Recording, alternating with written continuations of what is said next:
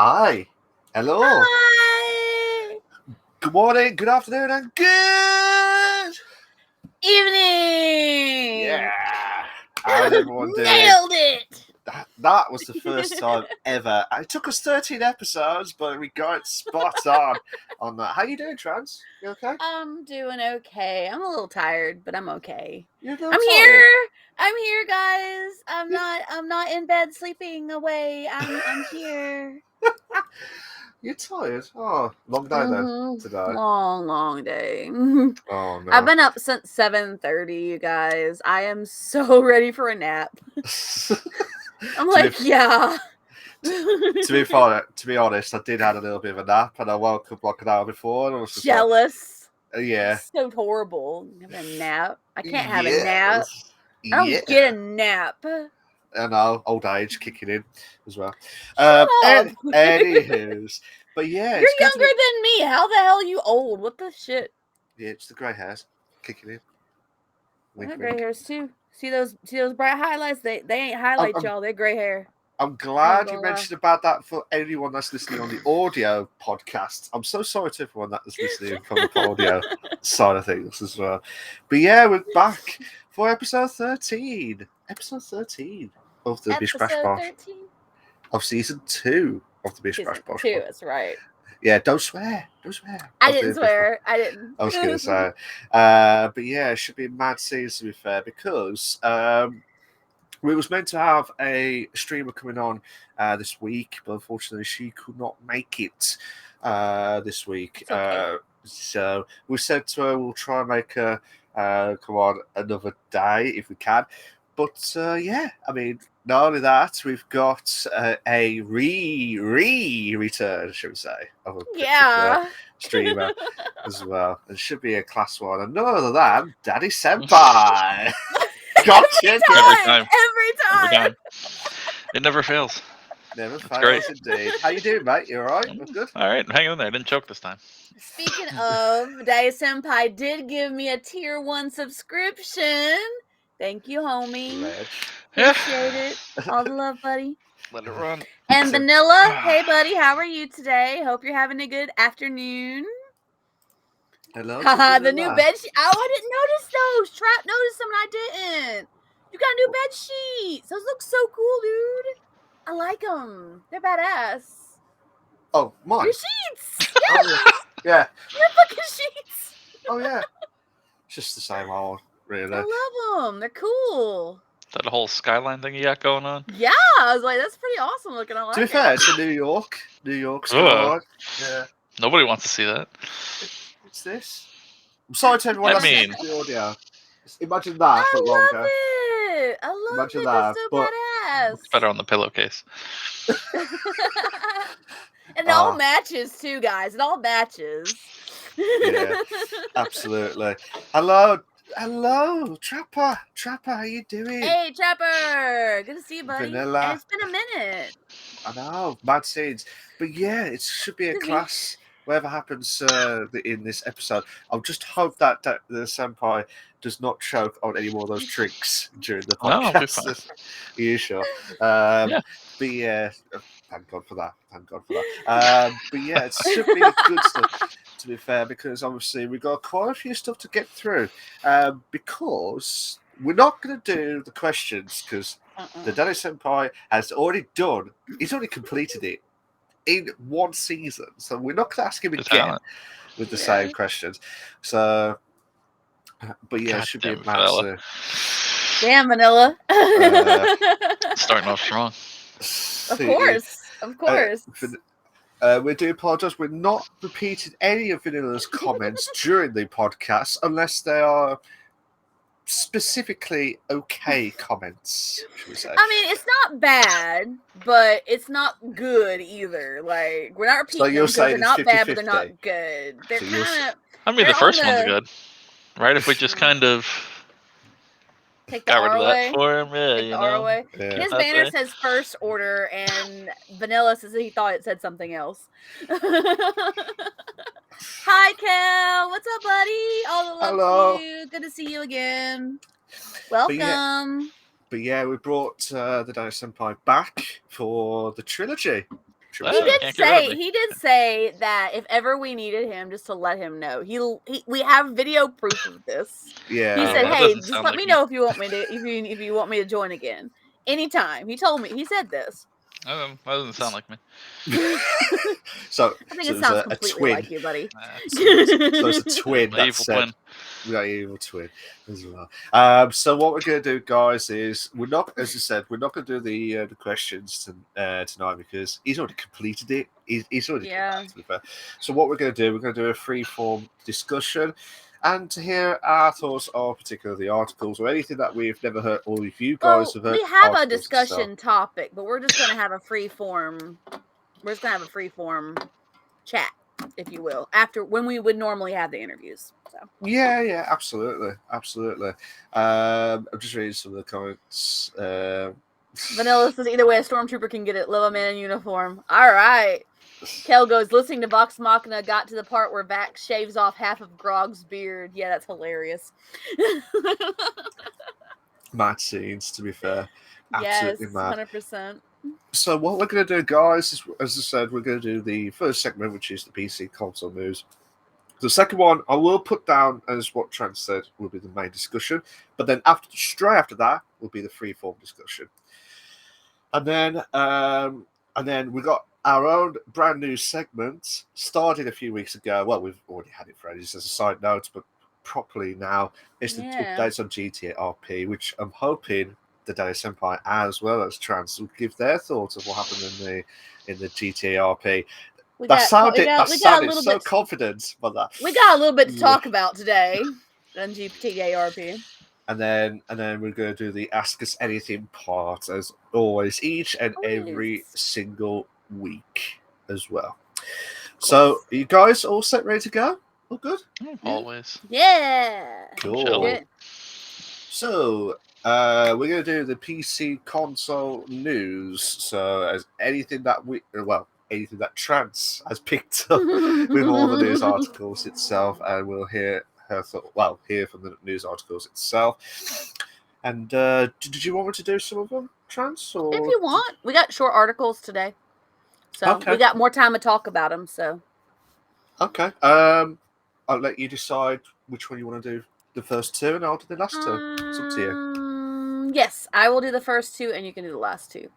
So. Okay, cool. Go for it. All right, so starting you off today, guys, the first article I got was about a week ago, probably a little bit less, maybe about 6 days. The first article I came across was Square Enix officially announces Kingdom Hearts 4. This comes from Nintendo Life. Yes. During the 20th anniversary of Kingdom Hearts, the fourth installment in the series was announced. No platforms have been announced for the game yet, and there is not a release date. All it says at the end of the trailer is Magic still in the making. Square Enix most recently re-released the first 3 games to Nintendo Switch Cloud, and of course, Sora was added to the DLC for Super Smash Bros. Ultimate. I think we reported on that. I think it was last season. Yeah. The current trailer that they have available is in Japanese. There are no closed captions. I tried to get closed captions. It wouldn't let me do it. So you just got to watch it and enjoy it. And it does feature part cinematic and part gameplay. Unless you speak Japanese, and then, hey, all for it. You can find the current trailer on YouTube. So, Kingdom Hearts is officially back with a 4th installment in the series. Daddy Senpai over here shaking his head first off the bat. Oh my gosh. I know, you said you didn't like Kingdom Hearts. We talked about this. I mean, there's a whole slew of reasons that I don't like Kingdom Hearts, but I mean, like, the third one was a dumpster fire, right? Realistically, and like friends who were like lifelong fans of the series were like, "All right, well, I've had enough. It was that bad. Like, you should have just left it." But, like, if you need to watch a 6-hour YouTube video, and I kid you not, I think it's like a 6-hour video that describes like what happens in the games in order for you to get the plot to even play the third game, like, something's convoluted somewhere along the lines, because it's like a weird spider web of like bullshittery.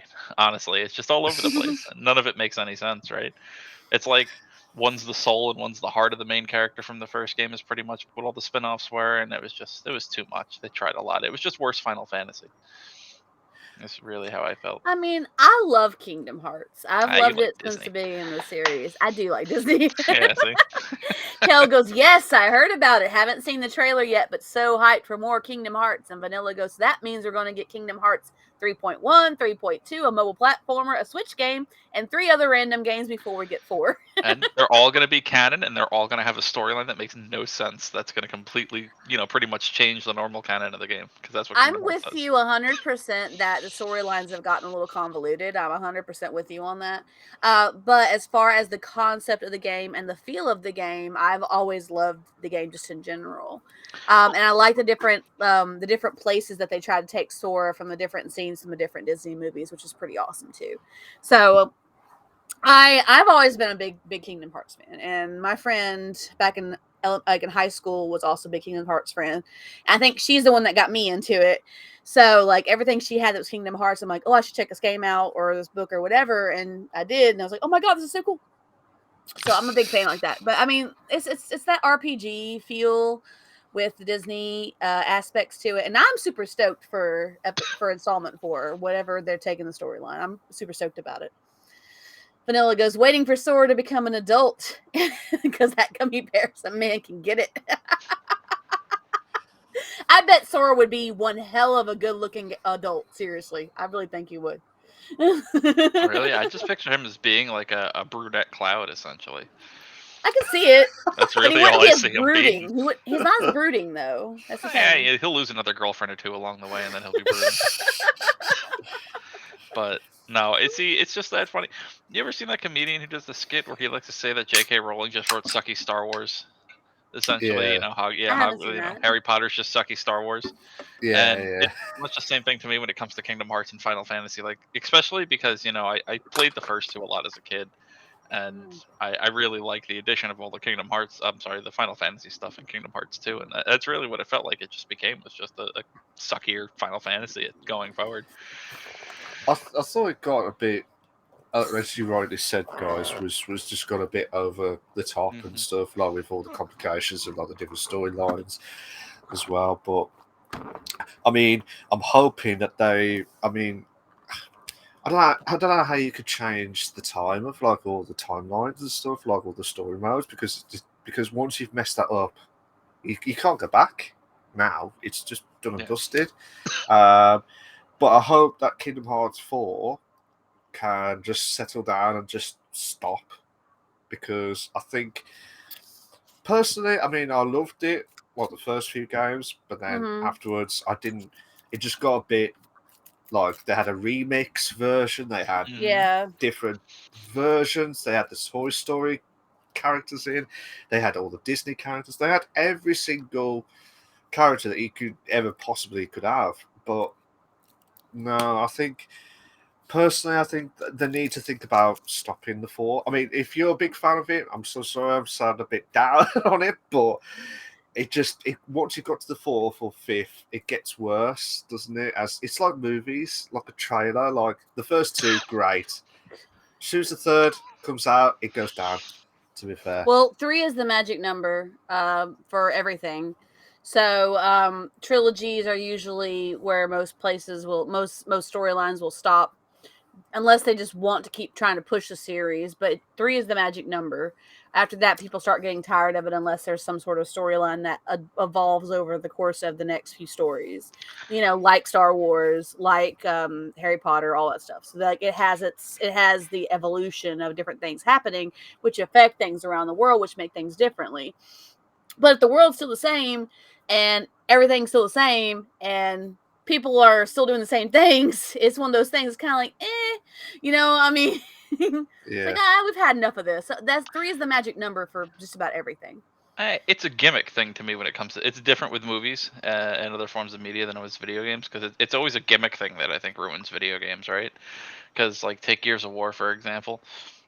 The first 3 were phenomenal. Everybody loved the first 3 Gears of War games. And then Judgment came out, and they did that whole gimmick where like it wasn't just like a linear map. Now there were like levels to things, and it was just all funky and didn't play like a normal Gears of War game. And then they tried going back to it, but then they butchered the storyline. for a lot of fans when 4 and 5 came out on top of that. So Yeah. it's usually just like a gimmick thing. Halo had the same issue, right? Where they said Halo started to feel like Call of Duty, and that's what slaughtered Halo's like sales, and then the storyline wasn't good after that. But yeah, Vanilla's not wrong. It's like Kingdom Hearts 21.5, because there's like 8 or 9 mobile games that not mobile, I'm sorry, like handheld games that you probably haven't even heard of, that between the PSP and like the Game Boy that just came out. Yeah. They're everywhere. That's true. Yeah, that's true. Vanilla also had said, I want them to give Kiri some damn screen time and game time. Do something, girl. I think I saw someone that looked like her, but it might have been like a memory. The way the trailer starts out is it looks like it starts in like a Neo Tokyo situation, like a Neo Tokyo type world. And Sora's got some new moves. I noticed that Sora's got a couple more combos that he can do through this trailer when the gameplay happened. You guys can watch it and see for yourself. Manila's like, look, Donald Duck cast some satanic spell in 3, and I need to see more of that shit. That's a good question. What happened with that? Yeah.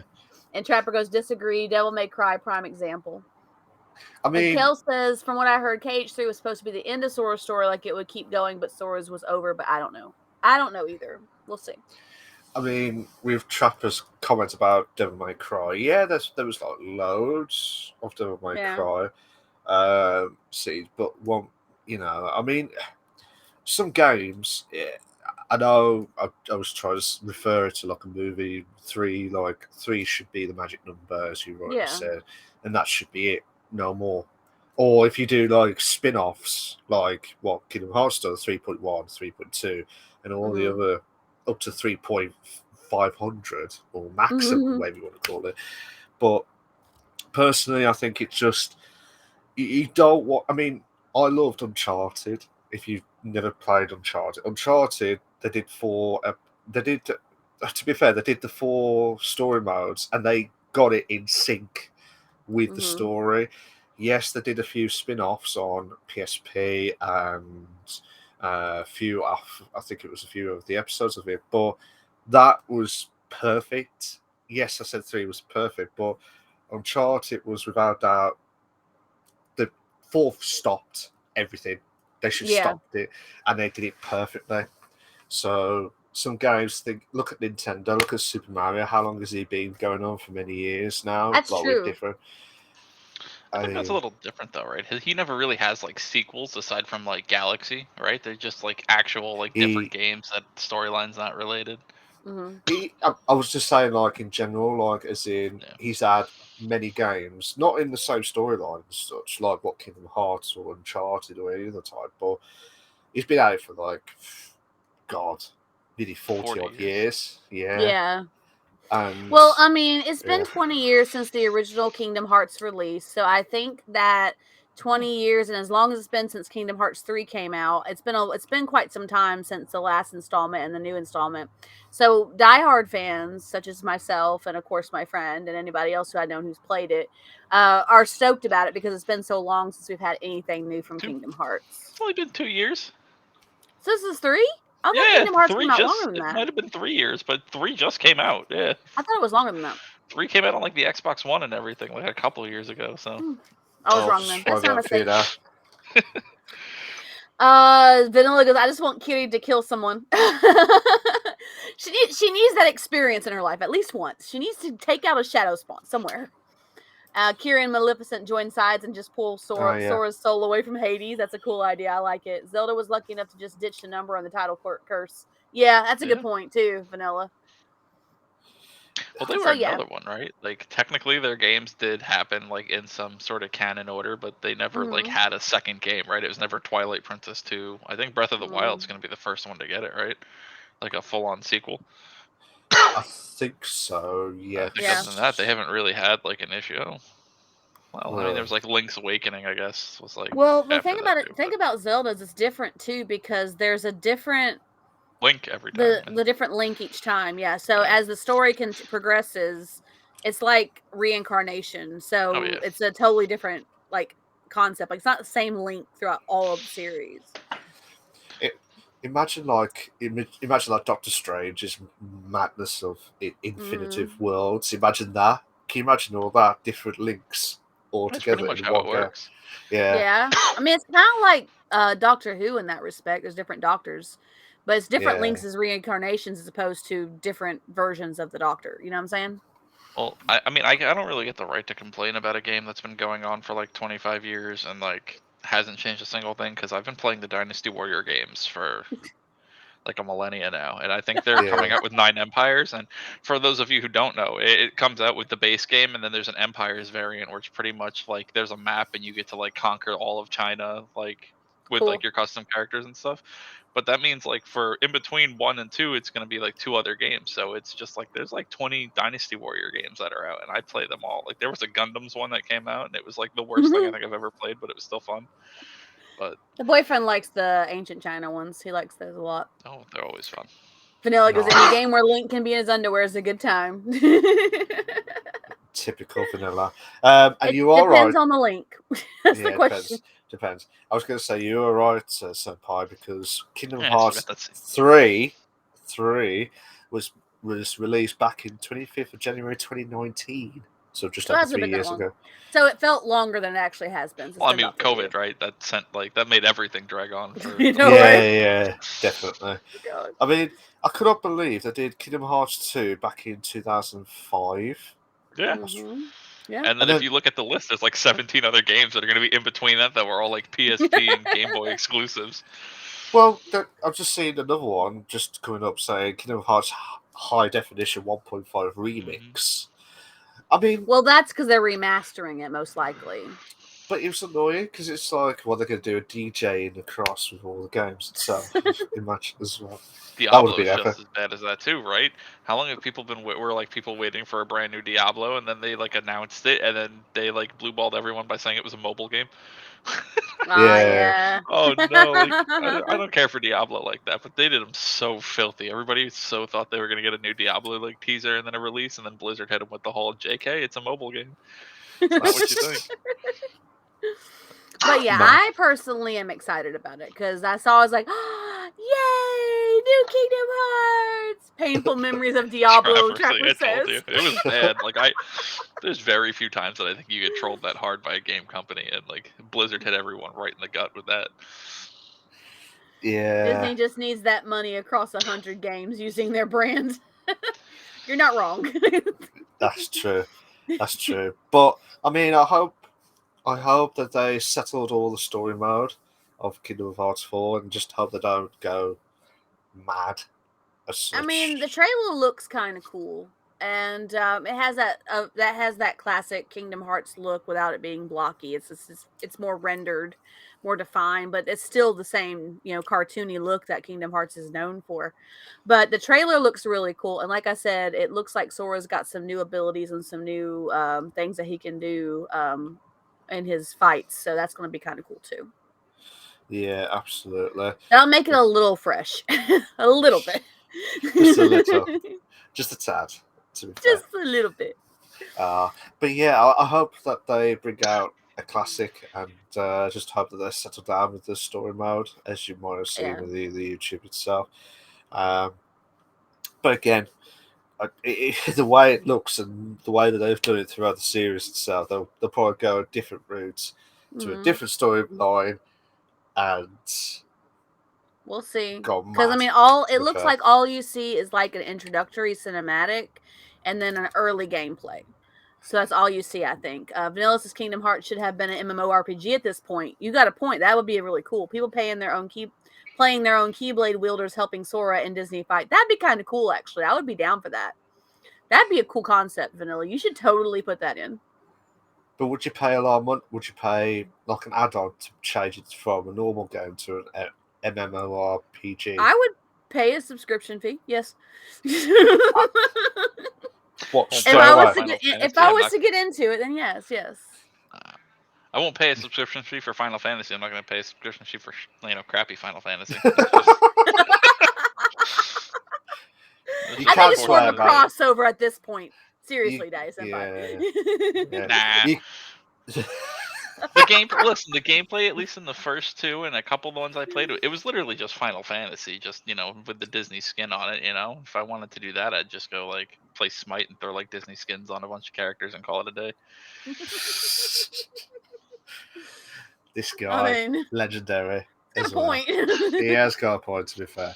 But yeah, let's just hope that they bring a class game as well. If people are buying handheld consoles for Kingdom Hearts, they will rent their ass for an MMO game. Yeah, you got a good point. That's true, Vanilla, right? But when would that ever happen? We'll never know. I don't know. Disney, we'll so have never. To see. Okay, so are we covered on that article then? We pretty much spoke our piece on that one? Absolutely. Okay. All right, so second article I have for you guys today is Battlefield 2042 player count on Steam reaches new low points. This comes from comicbook.com. The concurrent player count fell below 1K on the Steam charts, on Steam charts, which tracks the game data with Steam on PC.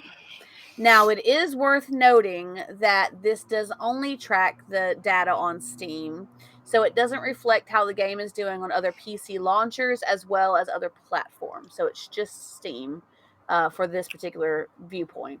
But we've also known that Battlefield 2042 has kind of been suffering for a little bit because DICE is trying to release DLCs and patches to try and make it better. We will keep tabs on what EA and DICE may do to save the game. I don't know why I can't talk. I don't know. That's a good point. I don't know where that came from, guys. I have no clue. Where EA and DICE may do to save the game. There we go. DICE. A free-to-play model was being considered internally earlier this year by people who work for EA.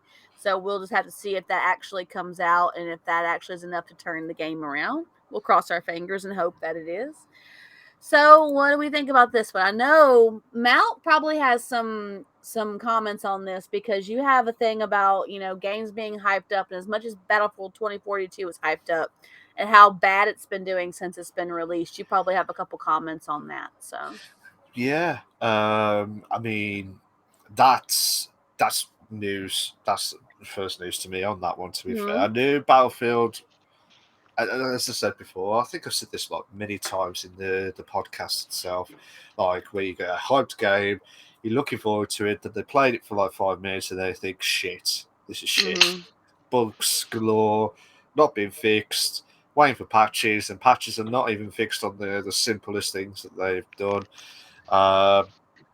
And by this, I mean, I've still got the game, and I still haven't played it yet until they sort it out. I know I bought it, and I thought, I was so hyped. You remembered I was so hyped up. I was so hyped up for it because the trailer looked absolutely freaking awesome.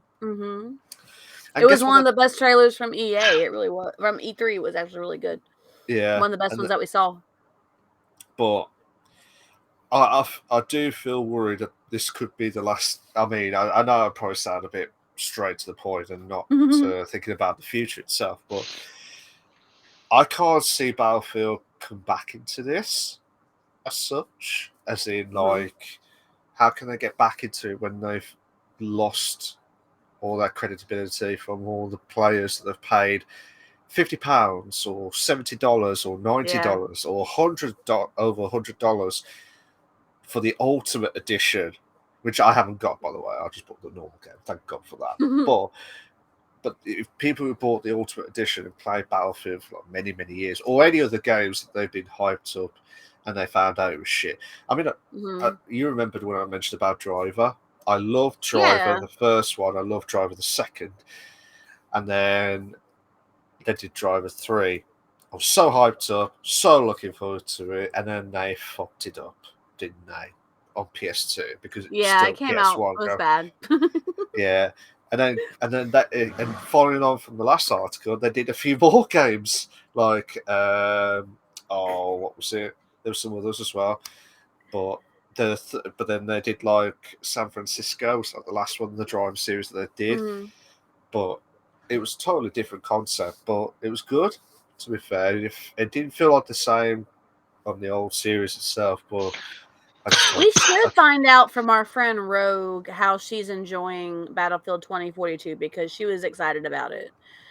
We Yeah. should that and Halo. She was excited about both of those games. So we should check in with her at some point. Just message her and say, "Hey, how are you feeling about the game?" Because we were just talking about how they've been kind of suffering lately, and they're trying to bring it back, and they're trying to find something to save it, but they're not sure what they're going to do to save it yet. Vanilla says hearing EA just curses it. I understand that feeling. Yes, EA has done a lot of letdowns. Vanilla says, does the Ultimate Edition come with a real soldier? Unfortunately, no. Sorry, Vanilla. Unfortunately, no. But you could try and ask, but they'll probably give you a rubbish answer. Yeah, In they a nice probably need possible the way. money. The money's Trevor right, says right? Driver Classic too, so he's 100% with you on Driver It's like, Classic. let it so. rain. Let it rain with the money rain train. It's and then Trapper says Driver Classic. Absolutely. Yeah. Driver was absolutely classic. And what they should have done, they should have done a remastered of the first and second one. Just for that. Yeah. Just for the, just to bring it all back as well. Yeah. I mean, Senpai, what's your thoughts of? I know. I mean, just think of it as like a perspective of different games that you've played that you was hyped up for, and then found out it was shit after. Do you know what I mean? As well. Well, it's a weird one, right? I think DICE is the king of the comeback as far as like the gaming company goes, right? Because everybody shit on Battlefront 2 for how long, and then for a while, for like a solid 2 years there, after the whole EA loot box like thing was taken care of, all you ever heard about was great things from Battlefront when people realized how good the game was. I think, and that's not the first time that happened. It happened with the original Battlefront, the remake, not like the ones from the Yeah. early Battlefield 3 had its own issues and hiccups when it came up. DICE just realistically does put out good stuff. It's just people complain about like the littlest things and then kill a game immediately and then come back to it once like that little kinks worked out. But also releasing an FPS game of that caliber when Warzone's taking over the market still after all these years is just shooting yourself in the foot. And Yeah. it's not like it's the first time we've seen somebody do something like that. When Overwatch came out after being the most hyped game that there was and like the thing everybody wanted to play, Battleborn launched the same weekend, which I guess technically wasn't their fault, but because Blizzard pushed back Overwatch, but Battleborn literally didn't make it off the ground. Battleborn died within like the week it launched because nobody played it because it was the same thing as Overwatch. Yeah. As far as team-based games goes, they obviously didn't play the same, but it just didn't matter. And I think Battlefield, in this sense, will be fine before long because not in the same sense as the whole Overwatch Battleborn thing, but it'll come back either when the bugs are fixed or when enough free content's like launched, and then people will start picking up the game and playing it with their friends because it gives them something to do because they'll get bored of Call of Duty eventually. Everybody does. And I mean, look at it, it's not That's even like true. it's just the Call of Duty killed Battlefield thing. It's Call of Duty can't even get their formula right. It's Warzone's killing Call of Duty, Warzone's killed Battlefield. It's just going to be the way it is. The battle royale market's still taking over Fortnite, and Well, Warzone are going to be the reason everything fails when it comes to shooters typically. well, it was Fortnite that started off all this battle royale Mm-hmm. bollocks It was stuff. PUBG, I would argue. PUBG. Sorry. Yeah. Sorry. I remember when PUBG was first released and when Fortnite was released shortly thereafter. The reason why I didn't get into PUBG is I had saw people playing it, but it didn't look like my thing, and I'm not an FPS person anyway. I played Fortnite just to play it, and I had a lot of fun playing it. And I wound up playing Fortnite over PUBG because I never played PUBG. So personally, that's just me. I mean, but I'm not. I was never a big FPS person. I still kind of am not. It's not my thing. But I've gotten to be more appreciative of it. And there's some games that are FPS that I enjoy playing. But it's just like it's not like still not my cup of tea. It's still not really my thing. I think when it comes down to it, Battlefield will come back. Dice does the re-return. That's the issue, right? I think it's been happening since I don't know what year it came out, but Fallout 76 had like that big Mm-hmm. misconception where everybody was like, it's got Fallout in the name, it's gonna be full of NPCs and stuff, and because it was a survival game, which is what Bethesda said it was gonna be, it yeah. Mm-hmm. tanked. But once it had more free content, they had that big update that brought all the NPCs into the world, and like that was the thing that brought everybody back. And that game's made a lot of money. If you actually go to like check on it, the player base isn't awful, and I think Dice can do the same thing. It's just they've already done it in the past and proven they can do it with Star Wars. There's no reason Battlefield won't do it. I think Good it was point. just. I think it was just more like a bit of a setback because I remembered, like with Warzone killing it as well lately.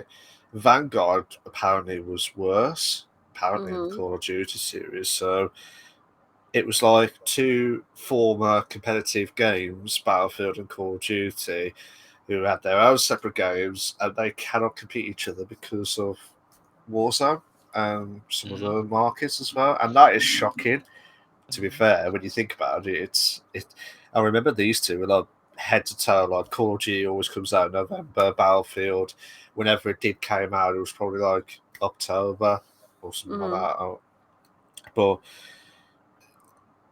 again, I just hope that they can sort their shit out issues itself. That's what I was trying to say itself. But hopefully, we're trying to see that sorted in the near future for Battlefield. Vanilla. Quoting my boyfriend's back. My boyfriend's back and he's gonna save my reputation. Hey yeah, my boyfriend's back. BF for Battlefield. We have to wait and see how. I mean, you were right, Senpai. With dice, not Deece, not Deece. I'm sorry. My Big mind Fudge just come went in with the fumble. haywire. I for did a not say second. that. You heard that.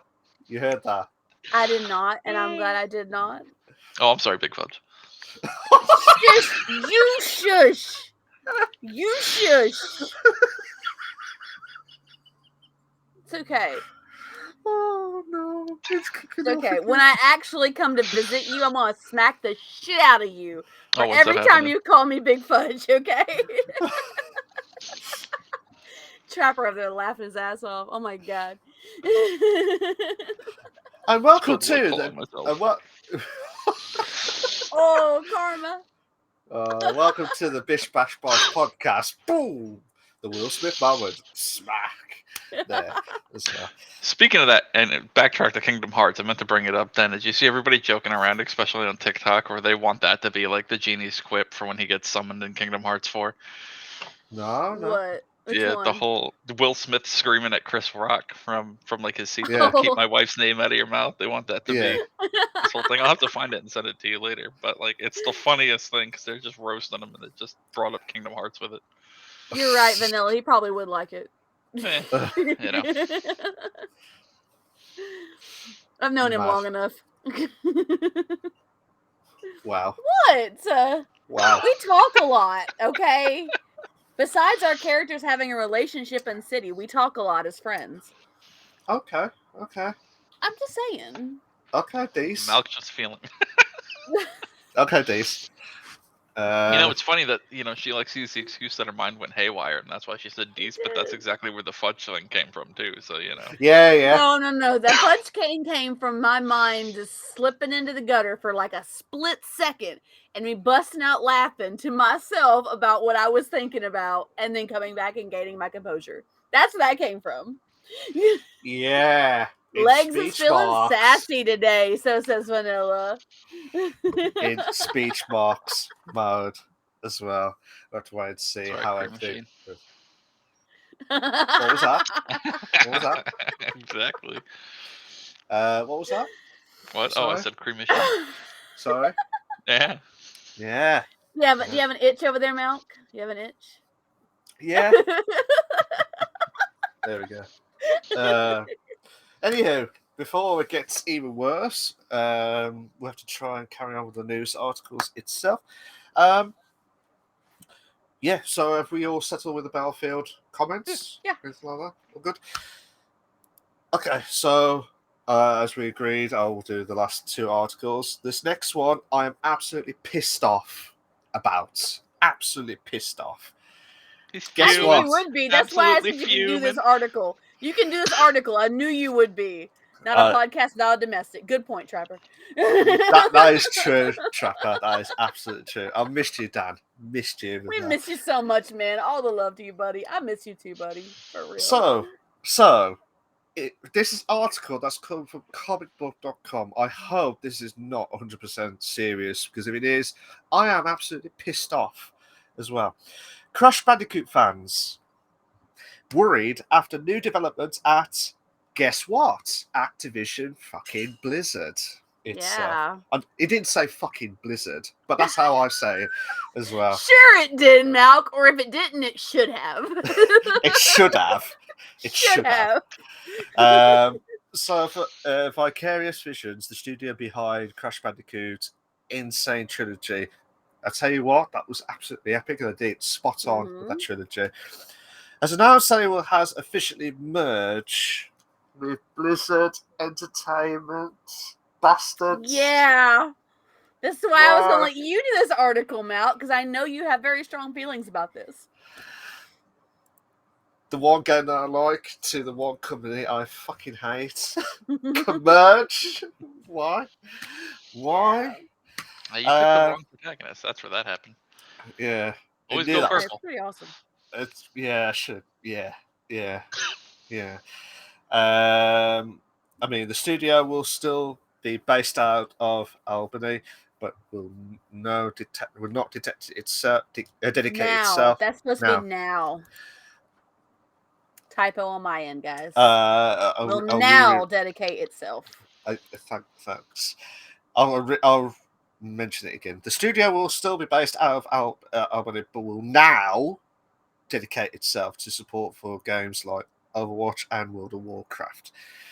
Fans have been very disappointed and made their feelings known on Twitter. Toys for Bob, the studio that was behind Spyro, has also become a support studio for Call of Duty. The head of Xbox, Phil Spencer, has mentioned that he wishes to see some of Activision Blizzard's dormant franchises return once Microsoft has purchased the company. So now fans can only hope that Crash and Spyro will be part of that venture. Now, before I go into a rampage mode on this article, I knew that Crash and Spyro were going to be merged to Microsoft from PlayStation. I heard that article ages ago. So I understand that bit. This part about this bastard Blizzard, I'm saying Blizzard because that's how I say it at the minute. They're a villain in their Blizzard. It was close. Yeah. It works. Thanks, man. You got me out of the shit on that one, to be fair. Thank you so much. But can I just say, 1, why? 2, fucking why? And 3, no. I mean, no. Just leave the franchise alone. Curse those billiards as vanilla. Yeah, absolutely. I like it. Curse those billiards. Yeah.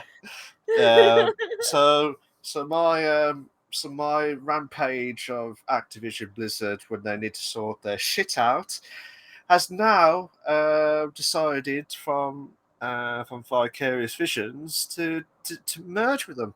Now I don't know if Blizzard already got, by the sounds of the article, saying that the Microsoft is still in contact, like as in it's still not finalized yet. So no, it is not finalized yet. This was actually just released a couple days ago. So in this scene, if it still hasn't been sorted by Microsoft, I am fucking worried because Crash Bandicoot has, from all of our lives that we've known, and grew up with Crash, man. Yeah, it feels like I want to go back to PS1, PS2. That's all I want to do now. Yeah. Because of this shit. Because of this Blizzard Blizzard shit. I'm calling it now. But I knew you'd have strong feelings on it. That's why I said you can do the last 2 articles, because I know that you enjoyed the Insane Trilogy when they released it, and then of course the Spyro Trilogy was released by Toys for Bob. So those 2 companies, and Toys for Bob has already been support for Call of Duty as opposed to working on its own things.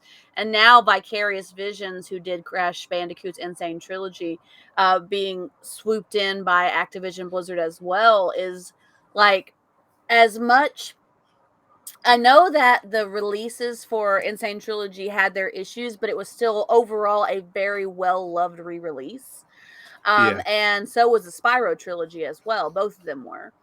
And now there's fans out there that are like, man, maybe you'll get a chance to do a new Spyro or Crash game in the future. Maybe. if Activision will let you do it, or Crash deserved better. There's a bunch of different tweets that were posted about this that a lot of fans are not happy about it, and I can understand, because if they're going to support for like games like Overwatch and World of Warcraft, they're not going to be able to do their own stuff. There's just no way. They're not going to have enough team, they're not going to have enough time, they're not going to have enough money to do their own things. Maybe that's why they're trying to do it, I don't know, but they're not going to be able to. They're effectively killing their studio by just merging with Activision like this. My only hope is, like the article had talked about, is that Phil Spencer wants to revive the dormant franchises. My only hope is that when Microsoft does get the acquisition on Blizzard, Crash and Spyro get a chance to have new games or have a new team to start working on new games, and hope to revive the franchise, because there's still so many hardcore fans of both of those games that would love to see a new game from them, for sure. Be more pissed off when it comes out on mobile, yeah. And Little Trapper goes, I mean, I'm a huge Diablo fan, but not sure that's a wise move. And Vanilla says, money, why milk money? So yeah, I mean, Crash Bandicoot had brought out the fourth one, like a brand new fourth game, which I absolutely loved about. Like, I thought it had the same concept of back in the old days of like the first one. Yeah. But yeah, it got a bit. I mean, I've not finished it off because I thought this was going to be absolutely epic. I need to get back into it, to be fair, to get myself finish it off, because they brought. I don't know if you've not heard of the fourth story of the Crash Bandicoot series. It was one of the villainous characters from, I think it was from episode. I think it was the third one, the time one. I think it was. So bloody vanilla. But yeah, just so, I mean, if you're into bandicoots, I guess. Always got like an eye popping out of his head in the original games too. So like, I guess if you're into Glenn after he meets Negan in The Walking Dead, maybe. But like, no hate, no judgment, no kink judgment, no kink shame. I mean, seriously. I don't know. I feel like tonight's gonna be like all the hot takes for me, right? Because I just say let them die, right? We don't need any more Spyro or Crash, and that's the thing. I love Spyro, but like they keep making everything they put out with their names on it worse. Like, right? They keep releasing like racing games and stuff like that instead of making like new mainstream titles, and they were all pretty like garbage. It's like the same thing with Sonic. Like, I love Sonic, but you could probably let him die at this point. I mean, like, when was the last time we actually got a good Sonic game? Maybe Generations, and the only reason Generations was good is because they had all of like the Sonic Adventure 2 levels that were like remastered and like the soundtracks put in. But if you're not counting that, then the last good one that sold a lot of copies was Adventure 2 Battle, and that was like 2000, maybe 2002 at the latest. Like, it was years ago at this point. We keep doing this thing where we keep bringing back like 90s era characters because we remember them from being so great when we were kids, but the game's just kind of garbage and they don't hold up anymore. Banjo-Kazooie, the same thing, nuts and bolts. They literally start the game as a fat bear. Who wanted to play as a fat bear? He couldn't do anything he did in the previous games because he got fat in between the time between Tooie and nuts and bolts. Do you remember Conker? Conker was like a weird one, right? Like, I love Conker because I like the South Park humor. And like Conker was just like Banjo and Kazooie, but for adults. It's literally what Conker's Bad Fur Day was. It was great. All it was. The Bad Fur Day was one of the best. Hilarious. It was so funny. I played that on the Xbox with like Xbox Live too, like Conker's Bad Fur Day, because it was crazy the stuff you could do to that game when they re-released it on the original Xbox. That was insane. I mean, if you still got the N64 cartridge, then you're in for the money. Stick. Is it worth it? I think I've got it somewhere, honestly. It's worth a lot of money now. Yeah, because I think that was uncensored when it first came out, right? That was the big thing. It's like when it originally launched, it was uncensored. Yeah. I think Conker's Bad Fur Day really it was a niche that like was like what they were going for in the game was spot on. Like, they hit it on the nail what they were going for that game. Like, it was perfect. It was great. It was hilarious. It had the best adult humor. It was awesome. It was so good. There was one game for the Nintendo that I thought was ahead of its time, and that was Gex, because that was pretty much like the Gecko was pretty much James Bond, and like I think his humor was like way too high for like, adults weren't really playing video games like that at the time, and like had that come out like now where we're all the same age, around that time, I think it would have done way better because it was just like a Mhm. little sophisticated for its time, but it was funny. That's what you need, especially during the times itself, and mad scenes, bloody hell, and that. Trapper says Crash Bandicoot Remix Pocket Edition can see the money symbols of microtransactions already. Lol. Oh yeah, I they'll let mean, you it would play do as it. They all would the do it. villains. Yeah, they'll let you play as the villains Yeah. for $3.99 a piece. You get to play as Crash's sister for like $6. Be great. There's gonna be a swimsuit edition that you can go and get for her too, and it'll be like Is $8. that the $10 edition? Yeah, or pretty much. $20? Yeah. It'll be like the summer special where you got to buy into their battle pass. Welcome to the summer edition of the Crash Bandicoot. Vanilla says trouble is these franchises don't know what to do with their licenses. They can either rehash what they already made or try something new. The former guarantees revenue, the latter will always be a risk. And that's true. You're not wrong, but if you look at it, right, I don't know if you guys are aware, the same studio that made Banjo-Kazooie made Yooka-Laylee, which is literally Banjo-Kazooie, but better because it was all modernized when they made it. So, like, there's just rehash it. You don't use the same character models. You don't need to make the same carbon copy game, but, like, it's there. They've proven that they can do it. Like Rare, as much as they've released like some of the weirdest things I've ever seen in my life when it comes to video games, they also like release bangers every now and again. And like Conker's Bad Fur Day and Banjo-Kazooie were like two prime examples of that. Yeah. They were But like, class. if I see Sonic the Hedgehog kiss one more lady to bring him back from the dead, I'm gonna freak out because it's the weirdest thing for no reason. I don't know why that had to happen. That would be your trigger. Yeah, the homie die at that point. I don't know if you guys played Sonic 06, right? Because it's like known for being like the worst thing to ever happen to that franchise, and for a very good reason. But the game literally ends with him getting clapped, and then some chick just trying to make out with him to bring him back to life. And I'm just like, all right, stop, please. I have not seen that happen, but It's all right. I'll send it to you later, Malk. You'll be fine. Oh, okay, thanks. Yeah, Hedgehog's making out. Yeah. It's like a really bad fanfic, Yeah. I have to wait and see what happens. I can imagine that it would be. Yeah. First of all, and let's talk about it, right? So, like, it's one of those games where, like, a developer who's had control of, like, a character for so long just put out a game that looked visually stunning, but, like, it was the worst thing I've ever played. And, there would be like a minute and a half loading screen for you to get into a boss fight that lasts 10 seconds, and then have another minute and a half loading screen, and then the game crash and send you back 6 hours. It was really bad with the way the whole game worked, and it was like a big game considering it was like early 360 days. Vanilla says, "Daddy, we're nerds, but we're not big enough nerds to play Sonic." You might not be. I used to play Sonic all the time. That's what I'm saying. I still do. I was playing it the other day. Yeah, he was. Trapper says, "Forward that to me, Milk." Will do, mate. Will do. See how it goes. Personally, Activision Blizzard. So I've got two minds. One is if they still haven't sorted out with Microsoft, I do not want to leave the Crash Bandicoot series like I did with Overwatch and stuff. Yeah. But I'm kind of worried that's going to go that way. And I really don't want to do that because I absolutely love Crash Bandicoot. And the second one is obviously when I do buy out from Microsoft, I just hope they don't. Okay, so I'll back it up because it's Microsoft taking over from Blizzard. Yeah. That's all I'm saying. Microsoft's taking over from Blizzard. That I will accept. The first one, I absolutely will not accept, and they can fuck off, basically. Well, if Microsoft takes over Blizzard, hopefully that they will look into possibly reviving the franchises, maybe putting something new out, maybe having them work on something special, that'd be good. Once the acquisition goes through. Cayenne says, "Hey, at work, just checking on y'all. All love. I hope your day's going well." Hi, Toad. Toad's giving us a hydrate. That's Toad. He's got to hydrate? Okay. Yeah. I've got to get my drink because I just finished my last drink and now I got to open my new one. So I'm going to be a little bit behind on this hydrate, guys. Bear with me. Yeah. I still think we just let him die. Like Vanilla says Sega Sonic, yes. Anything else, no. Just no.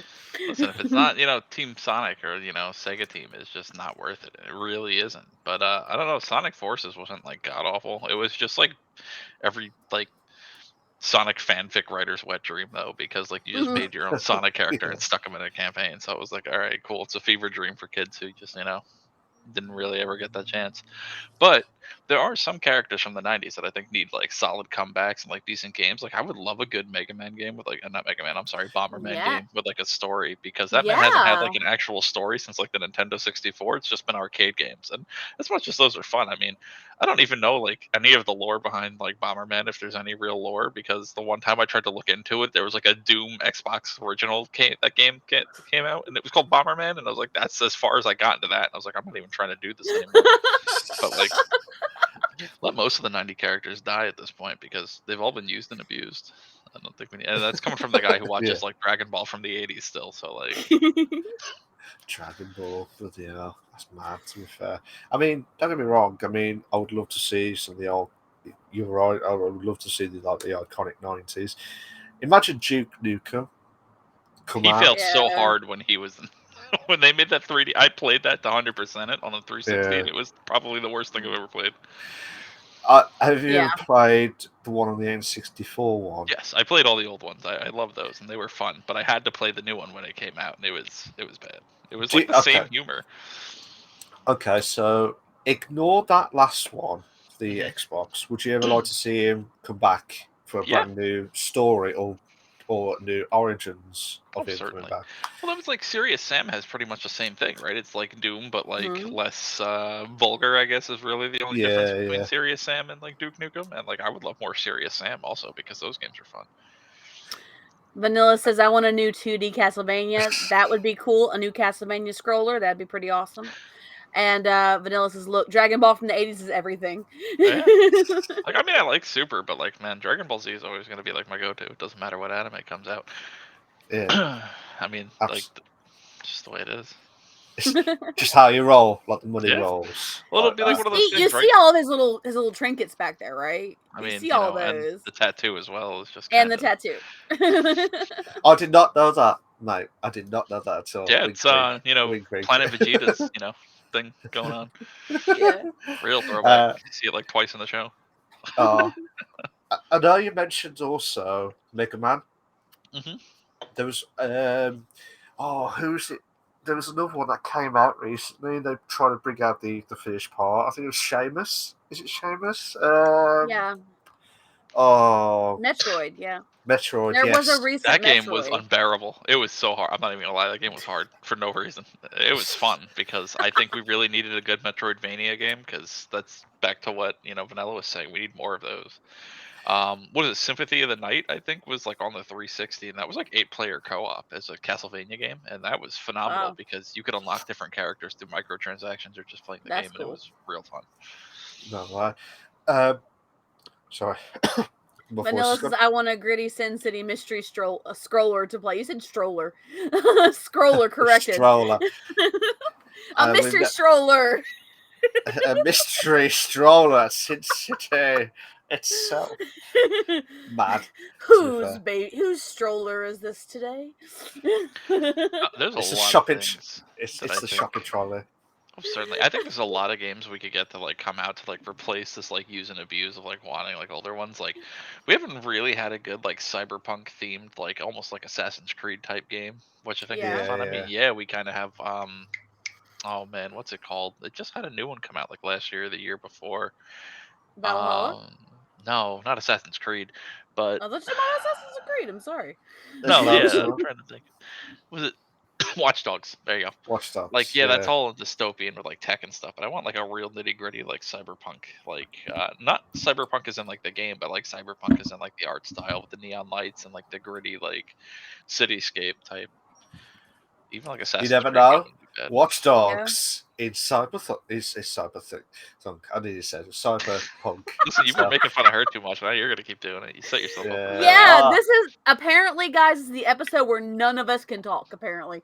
Yeah. None of us can. None of us can talk at all. I've lost my words now. Yeah, I was going to say Turok. Remember Turok? I love Turok. Big fan. Yep. I would love to see that. I absolutely loved it when they did this first two. I think it was the first two games on 64, but they got worse as they progressed. But there was one. Do you remember Dino Crisis? Is it Dino I used to Crisis? play I those arcade games do at like see Dave and Buster's I and do stuff remember like Dino that. Crisis. Yeah. I actually That- do remember Dino Crisis. Yeah. I think they did 2. If I remember it right. No, they did the first one, but I can't remember if they did the second one. To That I follow can't on. answer. A new But yeah, Tomba? A new Tomba, Vanilla says. new I don't even know what Tomba. Tomba is. I wanted to play Tomba. Like I remember that demo and I never actually like got it. It was like I Toe wanted to Jam and play Earl it. for me. Like I played the Sega Genesis one, but there was one that came out on the original Xbox, and before the original Halo Combat Evolved came out, there was like a demo disc. It had like Forza on it, had Toe Jam and Earl, and it had Halo. And I played that Toe Jam Yeah. and Earl demo like 1,000 times with my siblings. Really? But I never picked up the game, and they keep remastering like Toe Jam and Earl, or like at least re-releasing the original ports on like different consoles, and I still never go pick it up. It's just, I could, but I don't know why I never did. No way. No way. That's mad, to be fair. But yeah, we're just gonna. We feel like we just want to talk about all the classic We games talk that about all should have kinds been of classic Oh remade. yes, games. We can back to what I was save saying. this Kill them for all. our discussion. Yeah, Kill them We all. can That's it. save this for our free discussion. So yeah, absolutely. Crash Um, Bandicoot started it.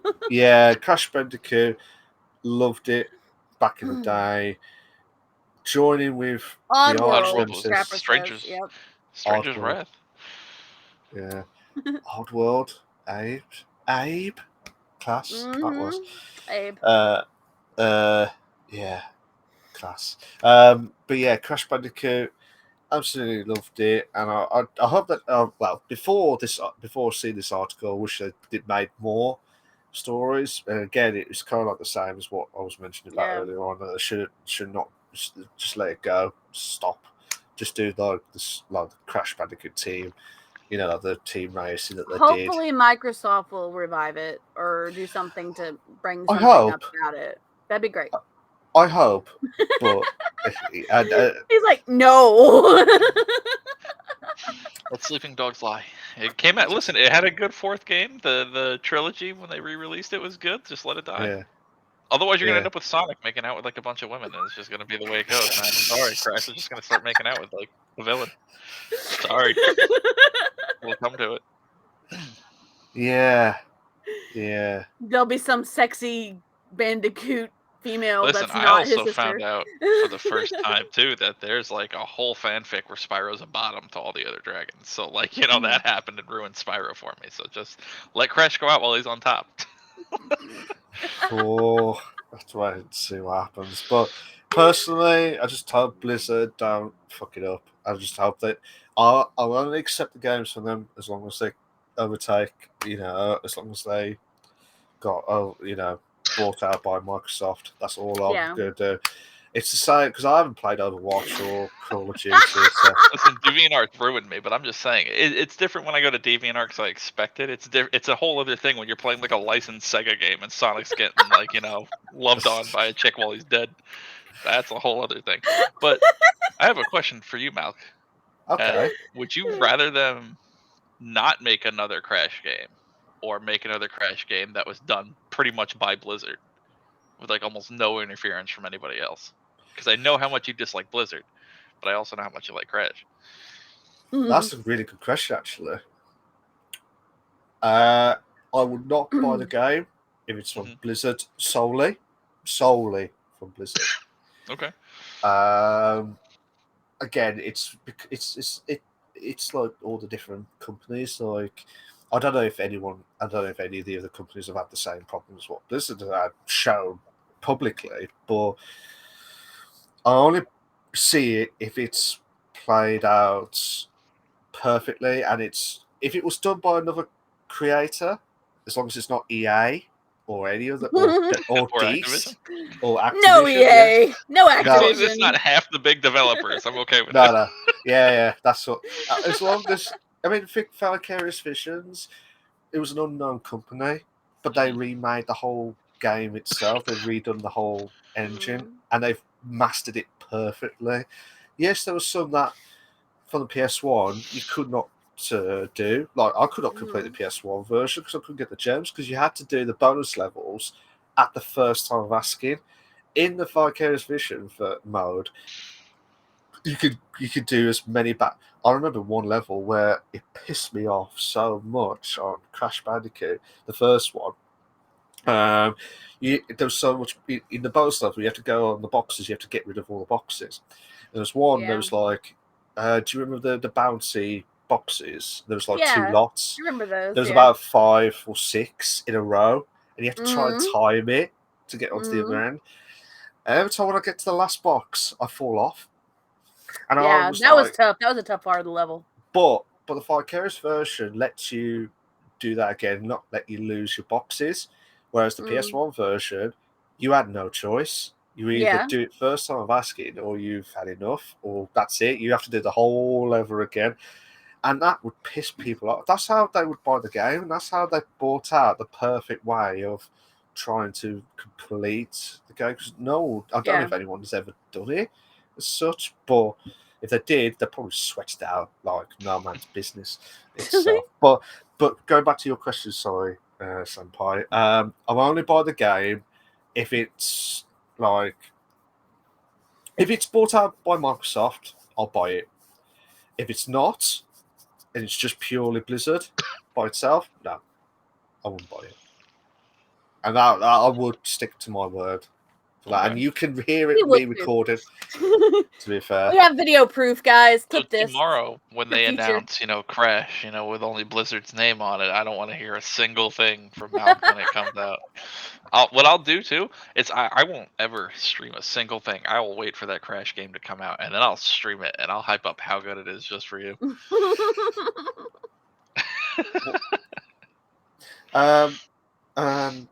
Yeah. Anywho, let's go straight to the next article itself. Last article for the day, guys. We have 4 articles because they were all very short today.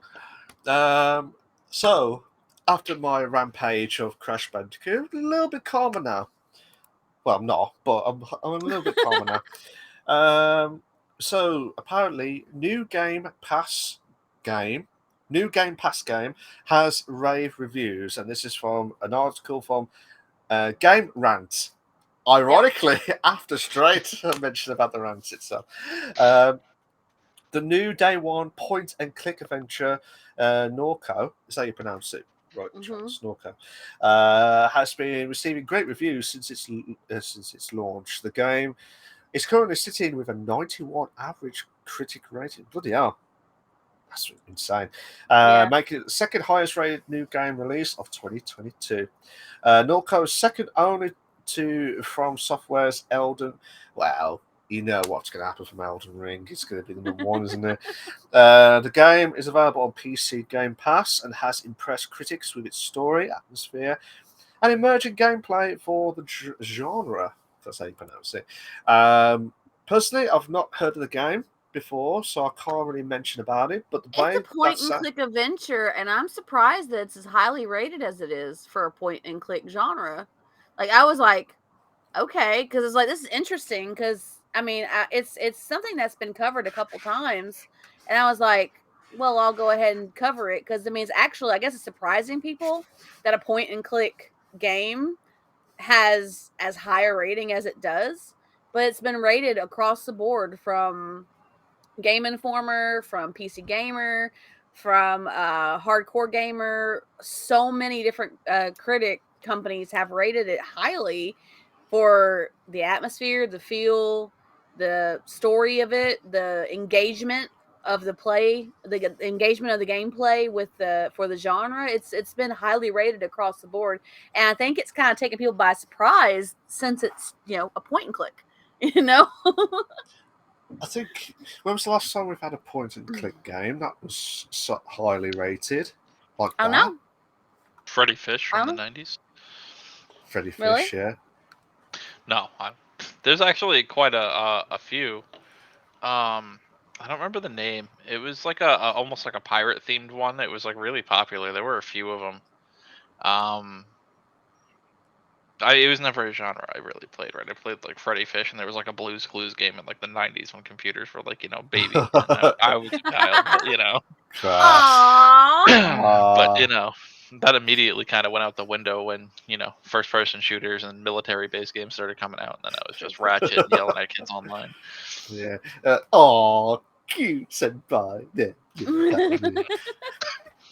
Ledge. But no, yeah, yeah. the genre's got like quite a. It's weird too because there's like a lot of like more mature rated games. I think like Leisure Suit Larry is like Leisure a point and click. Yeah. See, now you've got my words mixed up now. I meant to say Leisure Suit Larry. That's what But you were trying to say. he's. I Something's think in those the are water, point and guys. click, Something's in the water. It's the claw. It's law. But It's the claw. I think those were point and click games for a while. I think his most recent one isn't because I know he just recently had another release for that. But even that might be point and click, and like the genre is still there. It's got quite a few games that come out annually for it, but you never hear anything about it because it's not Call of Duty or Fortnite, I guess, at this point. Which is why it was surprising to me that when I looked up gaming news, this was on at least 3 or 4 different reports when I looked up the gaming news today, because I guess it's surprising people. They're like, oh my gosh, a point and click is getting like a 91% critic rating. That's crazy. It's only second to Elden Ring, which is insane. I don't even think it's like just a point and click thing as far as that's concerned, right? Like think of it this way. Any genre, like indie games in general, it's just they don't ever see the limelight. Like, how Microsoft used to like do their big thing on the Game Pass, where they always like showed an indie game, where they were like highlighting it back on like the 360. They had like a whole page about the developer. Stuff like that doesn't happen anymore. So like Among Us was out for like 2 or 3 years before like it popped off, and then like a streamer discovered Among Us and then played that with their friends, and that was all it took, because the limelight's been on Call of Duty for so long, and like other battle royales that like now that people are starting to like remember other genres are out there, it's nice seeing stuff like that pop up. And like you said, it's coming as a surprise because nobody's like aware of it. But I think if people actually take the time to like navigate like through the Steam page and get off the AAA blockbusters that are all coming out, there's a lot of hidden gems that are there. I mean, some of it's really weird, don't get me wrong. Like, stay away from the dark part of Steam because you'll never come back. But like there's still some good stuff that's there. Vanilla's Clock Tower, best horror clicky. There you go. See, I mean, like, they're out there. I don't play many of them, but there's certainly quite a few point and click games that have gotten really good ratings. Yeah, I mean, to be fair though, I mean, to get 91, I mean, fair freaking play. That's crazy. I mean, how long were they out though? Trans? It's only been out since it's only been out for let me see, I'll find out for you. It hasn't been out long. Give me 1 second. I mean, Vanilla, you're like the dark part of the internet. I wouldn't just stop at Steam, right? You're like the weird sexual part of the dark web. It happens, there's always that one guy. It's normally just just that one guy. Well, what happens is in our friend groups, right? There's always just that one guy, but then we have like a collective, like we have our own Discord that you don't want to be a part of, because like normal people will freak out when they see what goes on in there when the whole thing's like, NSFW. Day one for the game. Yeah. Day one for the game was March 25th, so it's been out for just over a couple weeks. That's getting there. Yeah. The way it sounded, I thought it sounded like it was going to be a bit longer. Well, it just got added onto the Game Pass. Got it, okay. Well, it's only been out for 2 to 3 weeks, but it's been rated highly the whole time. I might be wrong, but wasn't the first Banner Saga game like almost point and click, or was it just interactive? More so, because I think it was in like the Banner Saga games, like the whole trilogy's on the Game Pass, and that's got like a 9.6 rating still, like years down the road. So, yeah, I don't know. To be honest, I'll probably have to have a look at that as well. I might be wrong with the genre it is anyway. Who knows? But I see it all the time, and it looks like a point and click game. But who knows? You've been wrong. It's not a point and click game. It's something else. It's a Largos. It's using the controller. Vanilla, you're the dark part of the internet. That's what I told him. Yeah, that's exactly what I said. I was like, no, he is the dark web. He's the guy. He is the one guy. Yes, he is. He is calling you the dark part of the internet. Yes. How am I the Tiger King? Where did that come from? Tiger King? Tiger King? Where's that come from? Yeah. I think it's leopard print. I think it's leopard print. It is leopard print. What? Leopard King? It's a Tiger King. Tiger King rolls off the tongue, though. I like it. Well, we've heard days with that, to be fair. Yeah, mad, to be fair. Vanilla Ledge. But yeah, I'm glad I'm glad something that we've all been playing on like for all the many years. Like back in the old days when you did a lot of point and click adventure games. I can't remember one. There was like one that was like back in the old PC games. Freddy Fish. Freddy Fish. Well, yeah, the mystery of the conch or whatever it was, right? Where you like had to find the conch shell and it like randomly generated who had it like every other time you loaded the game. And I was like, oh yeah. My pea-sized brain couldn't figure it out. Yeah, there was loads. I can't remember from the top of my head, but be hating on yourself. Yeah, I was talking to Senpai. Oh. Kick the desk. Yeah, nice. You kick the desk. Nicely done. I got no desk. But yeah, mad to be fair. So, I believe that unless there's any more from you guys about the Game Pass of that game of the point and click adventure of Norco. That's it. That's it. That should be all of it. That should be all of the first segment, which is the PC console news. Yeah. Nice. I can't believe it went from calm to shithouse and then back to calm itself. So should be good stuff as well. What we're going to do next is segment 2, which is going to be a brief moment of the main discussion and then straight in to the free-form discussion. So this Vanilla says, I'm really disappointed the mobile game system became a microtransaction hellhole rather than an indie developer paradise. That's a very good point, Vanilla. It would only be that until people make a change. Nobody's going to make a change. And like I said, as much as I love them, Bethesda's the reason we're like this. Don't ever forget. Like, don't let anybody tell you otherwise, because Bethesda and the horse armor, we are screwed and doomed to microtransactions. And I'm part of the reason why. I'm the problem. I buy them all. It's a hit. Oh, you mean this horse armor is accidentally a different? It's amethyst and not ruby or sapphire. Shit. All right, here's $6. Gotta get one in each color. Yeah, exactly. Watch out for Senpai. I'm bad. I'm the reason. Oh, you know what gets me real good gotcha things in like video games, like Smite, for example, when they have all the like loot boxes for you to open up. Overwatch is bad too. I'm like.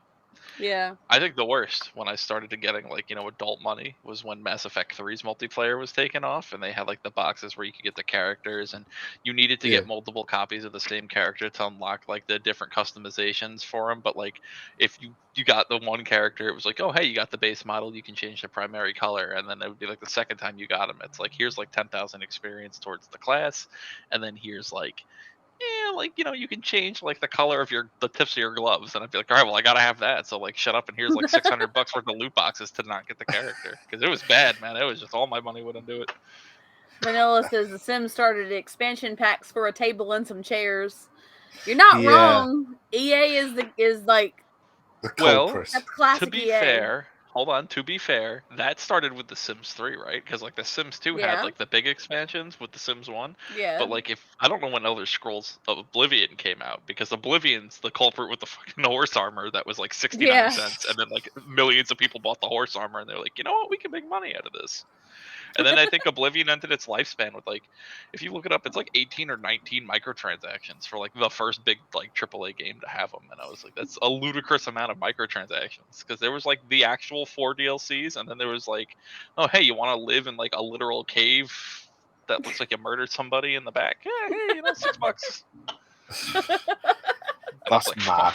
Give me that fucking cave. I'm living in that. That was me. It doesn't even need to look good. And then like you go and you play like Elder Scrolls Online. Like MMOs are known for microtransactions, right? That's why we play some of them. We love like the skimpy armor or like the houses and stuff that you can buy. Elder Scrolls Online was like, hey, you want double experience for 25 minutes? $8. And I was like, we're in this together. Yeah. And then you buy more, and you buy more, and then you realise your bank card just character. Exactly. Vanilla Sims does still let the community do mods. There are people out there that create things with the Sims creator. You can find them for Sims 4, Sims 3, Sims 2. They still have them. But yes, I know where you're coming from. Technically, right? Bethesda does that too, and then they have the audacity to have the creation club, they call it, where it's like official mods that are there. And I'm like, you're charging me $18 for like the Dovahkiin helmet in Fallout 4? Like, no, we're not doing this. I mean, I bought it, but like, we're not doing this. Get out of here. You have to have a Touche. Dovahkiin helmet it in Fallout was 4. is- Just saying. Bethesda walked so EA could run, or Bethesda crawled so EA could run. That's what it was, because Bethesda was like, "Yeah, Yeah. we'll start it for you." And EA is like, you don't Bethesda actually Hey. make a game. walks. We're Bethesda gonna keep walks, at but not this. Bethesda crawls. But EA walks. That is class. We have to put that as the slogan for the next episode. That's For this what it was, episode though, title. right? Because now you Yeah. can't get an EA game without needing to spend $80 to even finish the game. So it's just like, It's okay, true. well, The worst one, and I know you guys are not big sport. I don't know if you are big sports fans itself, but I love F1, and EA bought Mhm. out Codemasters. If you love the Codemasters company, they bought out Codemasters recently, and guess what? They started doing the microtransactions in more depth oh, as well, and it was Wrong one, like I different. forgot. Yeah. Oh, well, Trans missed Yeah. that completely. But basically, it was like there was like different skins for the cars with different Okay. suits, and I'm like, You like suits for the driver, or like? yeah, suits Yeah. for the driver. You could get your own custom badges. Code CODE vanilla. He's getting a Before little you too say- excited. Yeah. Vanilla, you it's and I, we're gonna link up after this. We're gonna work on a project, you and me. It'll be Ooh. exactly what Malk thinks it is. It's not gonna be good, or for the faint of heart. Why are you doing this to me? Why are you So doing it's just this you to and me here now, right? And Trance was like, we need to, if he wanted to be a staple, you gotta get rid. Ooh, oh no, I spilled my Ooh. claw on everything. Oh no! All over the mouse. That sounded so wrong. We're sorry for anyone not listening on the audio itself. That sounded so wrong. He Well, has this mouse spilled pad's fucked. drink. He has spilled drink over the mouse. We're just gonna fold the mouse pad up and get rid of it real quick, because it is covered in White Claw. We're just gonna. Okay, the phrasing needs to the phrasing. Ledge. God. But yeah, back to the F1. They had like their own skins and like custom models of the skins itself. And bloody hell, vanilla. Bloody hell, vanilla. It's throwing you off your game, Malk. No. I don't know what you're on about, mate. I don't know what you're on about, mate. So really, the Formula One game's that bad with microtransactions? Well, it's because of everything going on Mhm. and such. And it's like you have to pay for the new skins as well, and it's just absolutely ridiculous. And Trans missed out completely what happened For during the record, She can find guys, out when she goes. I'll and rewatch listens it to later. Yeah. No big deal. For the record, guys, microtransactions are not what we're discussing today. This is just the extension from the news. Yeah. It was just a knock-on effect. But from what I heard, Malk, is you just need to switch to playing Forza, because I'm pretty sure all that stuff's just built into the game, and you can just fully customize everything. So as much as you like Formula One, you might need to take the L and go play Forza. Well, yeah. But I mean, it's just because I do commentary and Right. stuff, and I do that on the F1 games with other leagues as well. So that's why I've used that basically. To be fair, so. But I do agree, microtransactions is a pain in the arse, especially when you want that skin and you can't afford. You haven't got the time to play it. You're working, or Okay, here's a question for you actually. Before we start the main discussion, have you ever had a problem where you've been grinding the game in not in a weird phrasing way, but like playing the never, game? Then. No, not like that. But like playing the game fully, like to get Okay. all the items that you wanted for a story mode, or like Mhm. like Skyrim or something like that, basically. Yeah. But then, Oh, go ahead. I thought you Sorry. were done with your question. Go ahead. no, but then you got like other players like who haven't got the time, and they buy out this microtransaction just to get all the items that they need just to complete the level itself. Do you think that's fair as well? I mean, Nope. it's pay to win, right? In that sense, that like if it's just cosmetics, I don't care, right? It's whatever, if I have to grind out. Usually, what happens too, and in my experience, is like I can grind most of the way through something very fast, because what happens is on my days off, I can really invest time into it, and then when I'm like working actively, I'll go to bed like randomly. randomly. It doesn't matter what time. So my days off, I'll grind, and then I'll get to the point where, like, there's a week left in, like, the battle pass, a week left in the event or whatever, and then I'll pay the way to the rest of it, because, like, I did half the work, 2/3 of the work, but sometimes you can't always get there. And if it's just cosmetics, I don't really care. When it comes to, like, actual pay to win things, like in freemium games, it's obnoxious, right? It is just infuriating. Like, I know, when I have a brother-in-law who wanted me to play, like, was it Clash Royale with him, right? That's like the deck building Clash of Clans type thing, where Oh, it's like okay. there was like the 2v2 game mode, and he wanted me to play, but, like, I didn't want to put money into the game, and, like, playing with somebody else who put money into the game, it pairs you with people who put money into the game, and you can't Yeah. win. You're never gonna win. It's just not gonna happen. But It's like Warzone though. Like, I had that problem playing Warzone with my friends. I couldn't get specific blueprints for certain guns that would be better for me for my gameplay, so I had to get the ones that I could earn. But people would pay for the packs and get the blueprints for that gun, and then, like, just lay your ass out, and you're like, why am I even here? That makes no sense. It really is frustrating.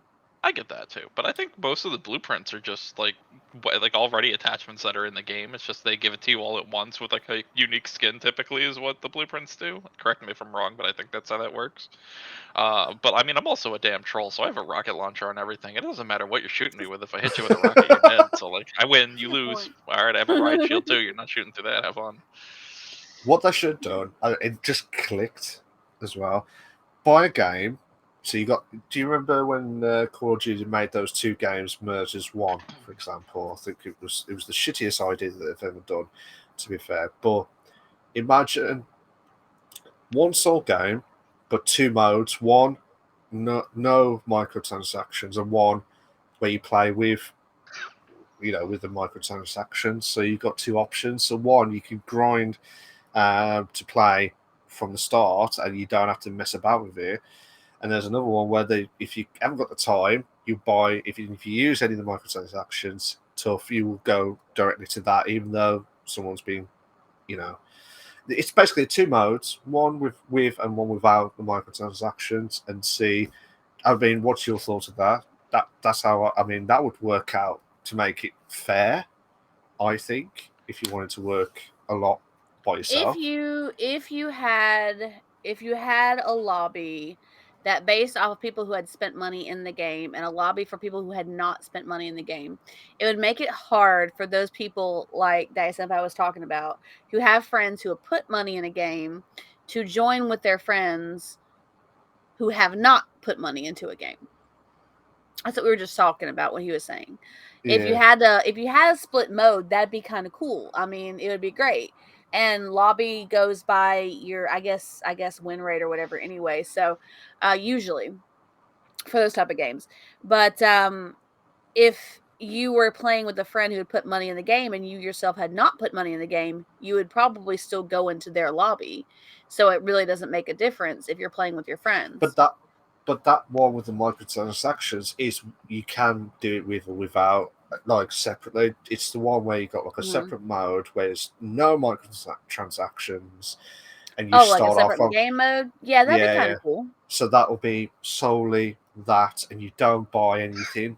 You only buy when you earn your rights through the prestige, like you normally do, and that's what it should be doing as well. That's my opinion anyway, but I mean, I could be talking down for days as well, but it's just more to do with it should be two modes. I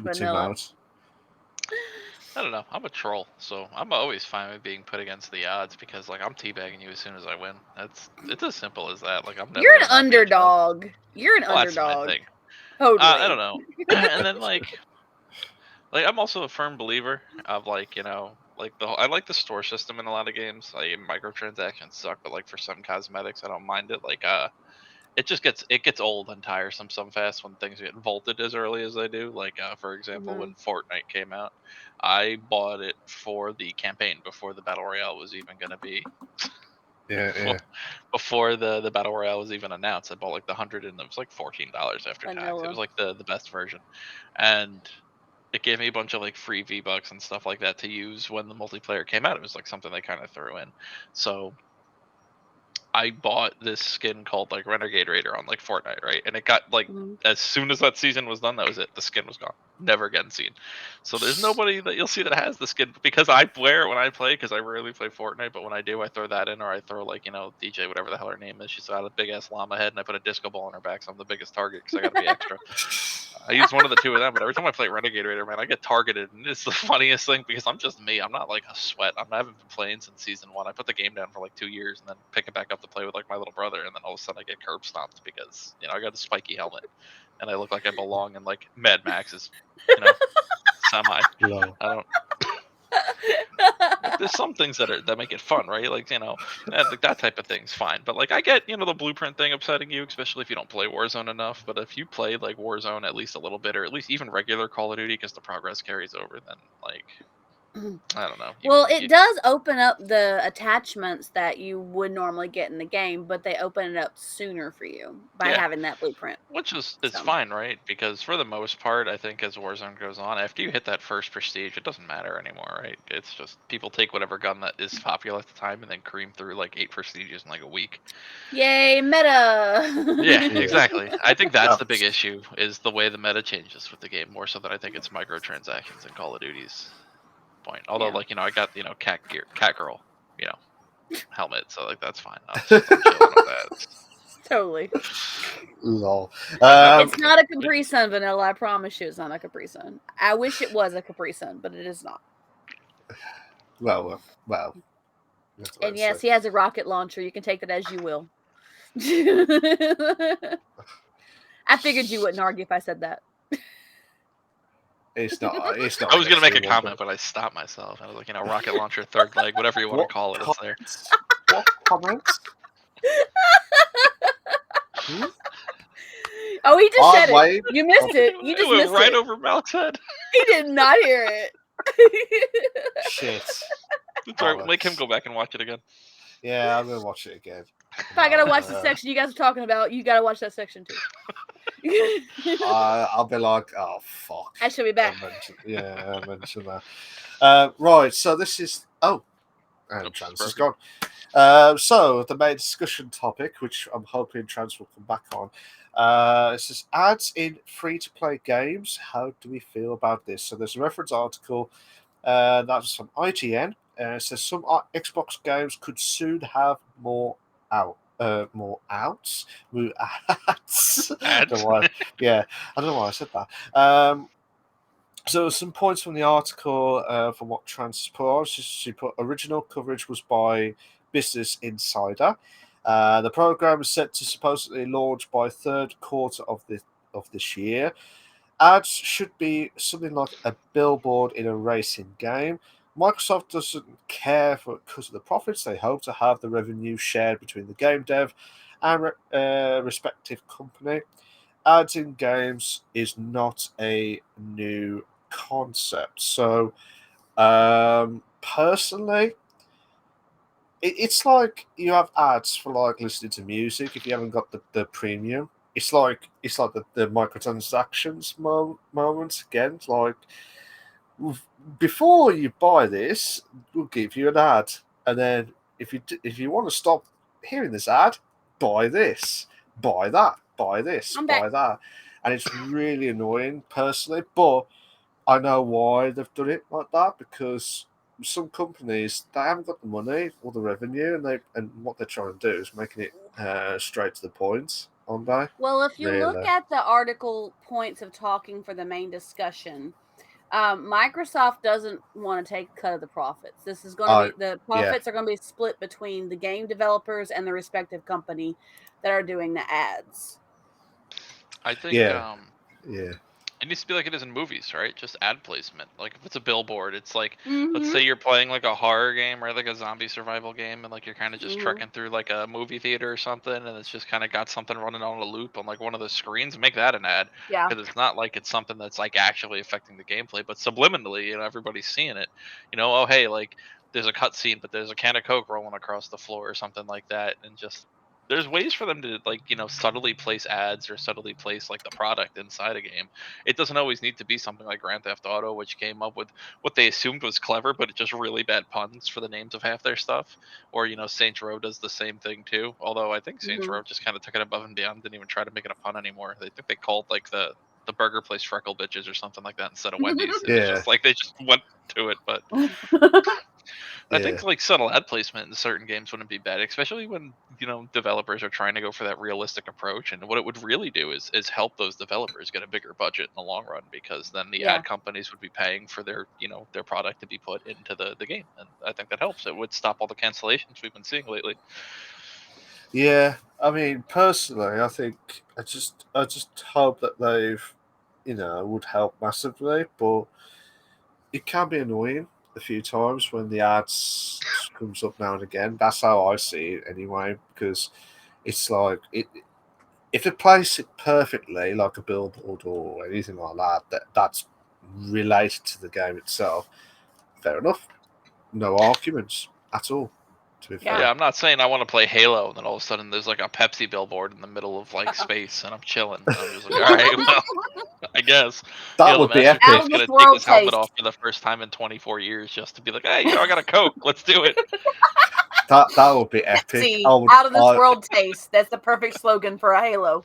Like, but I mean, even Fidela made a good point. Like, he's not wrong. They're going to take it too far, but if it gets some of those games off the ground that would otherwise be canceled, I mean, I'm okay with it. That's my big reasoning behind it, because how many games have we like all been super hyped for over the last like maybe decade that have gotten canceled? I know like Scalebound or whatever it was like that big dragon RPG that everybody was so hyped for because it had like co-op, and that got canceled before it got off the ground. Yeah, and that's just like a prime example. There was another one I can't Fable remember now. also, like Fable 4 got caught. I mean, now apparently the Forza guys are making that, but they've been doing that for like 2 years and we've heard nothing about that. So that's I love weird. Fable. It's because of the Forza stuff, isn't it? And they've been it's like I've been waiting for. I love, as I said, I love my sports. I love the boxing, and I've been waiting for a boxing game for over 10 years now, like 12 years now. Last boxing game I've had was the Fight Night Champion, which was ironically EA Sports. So it was just there was no game after that. There've been talks of one game that's coming out soon, which is so hyped up, and I just hope that they've made it perfect. The graphics look amazing.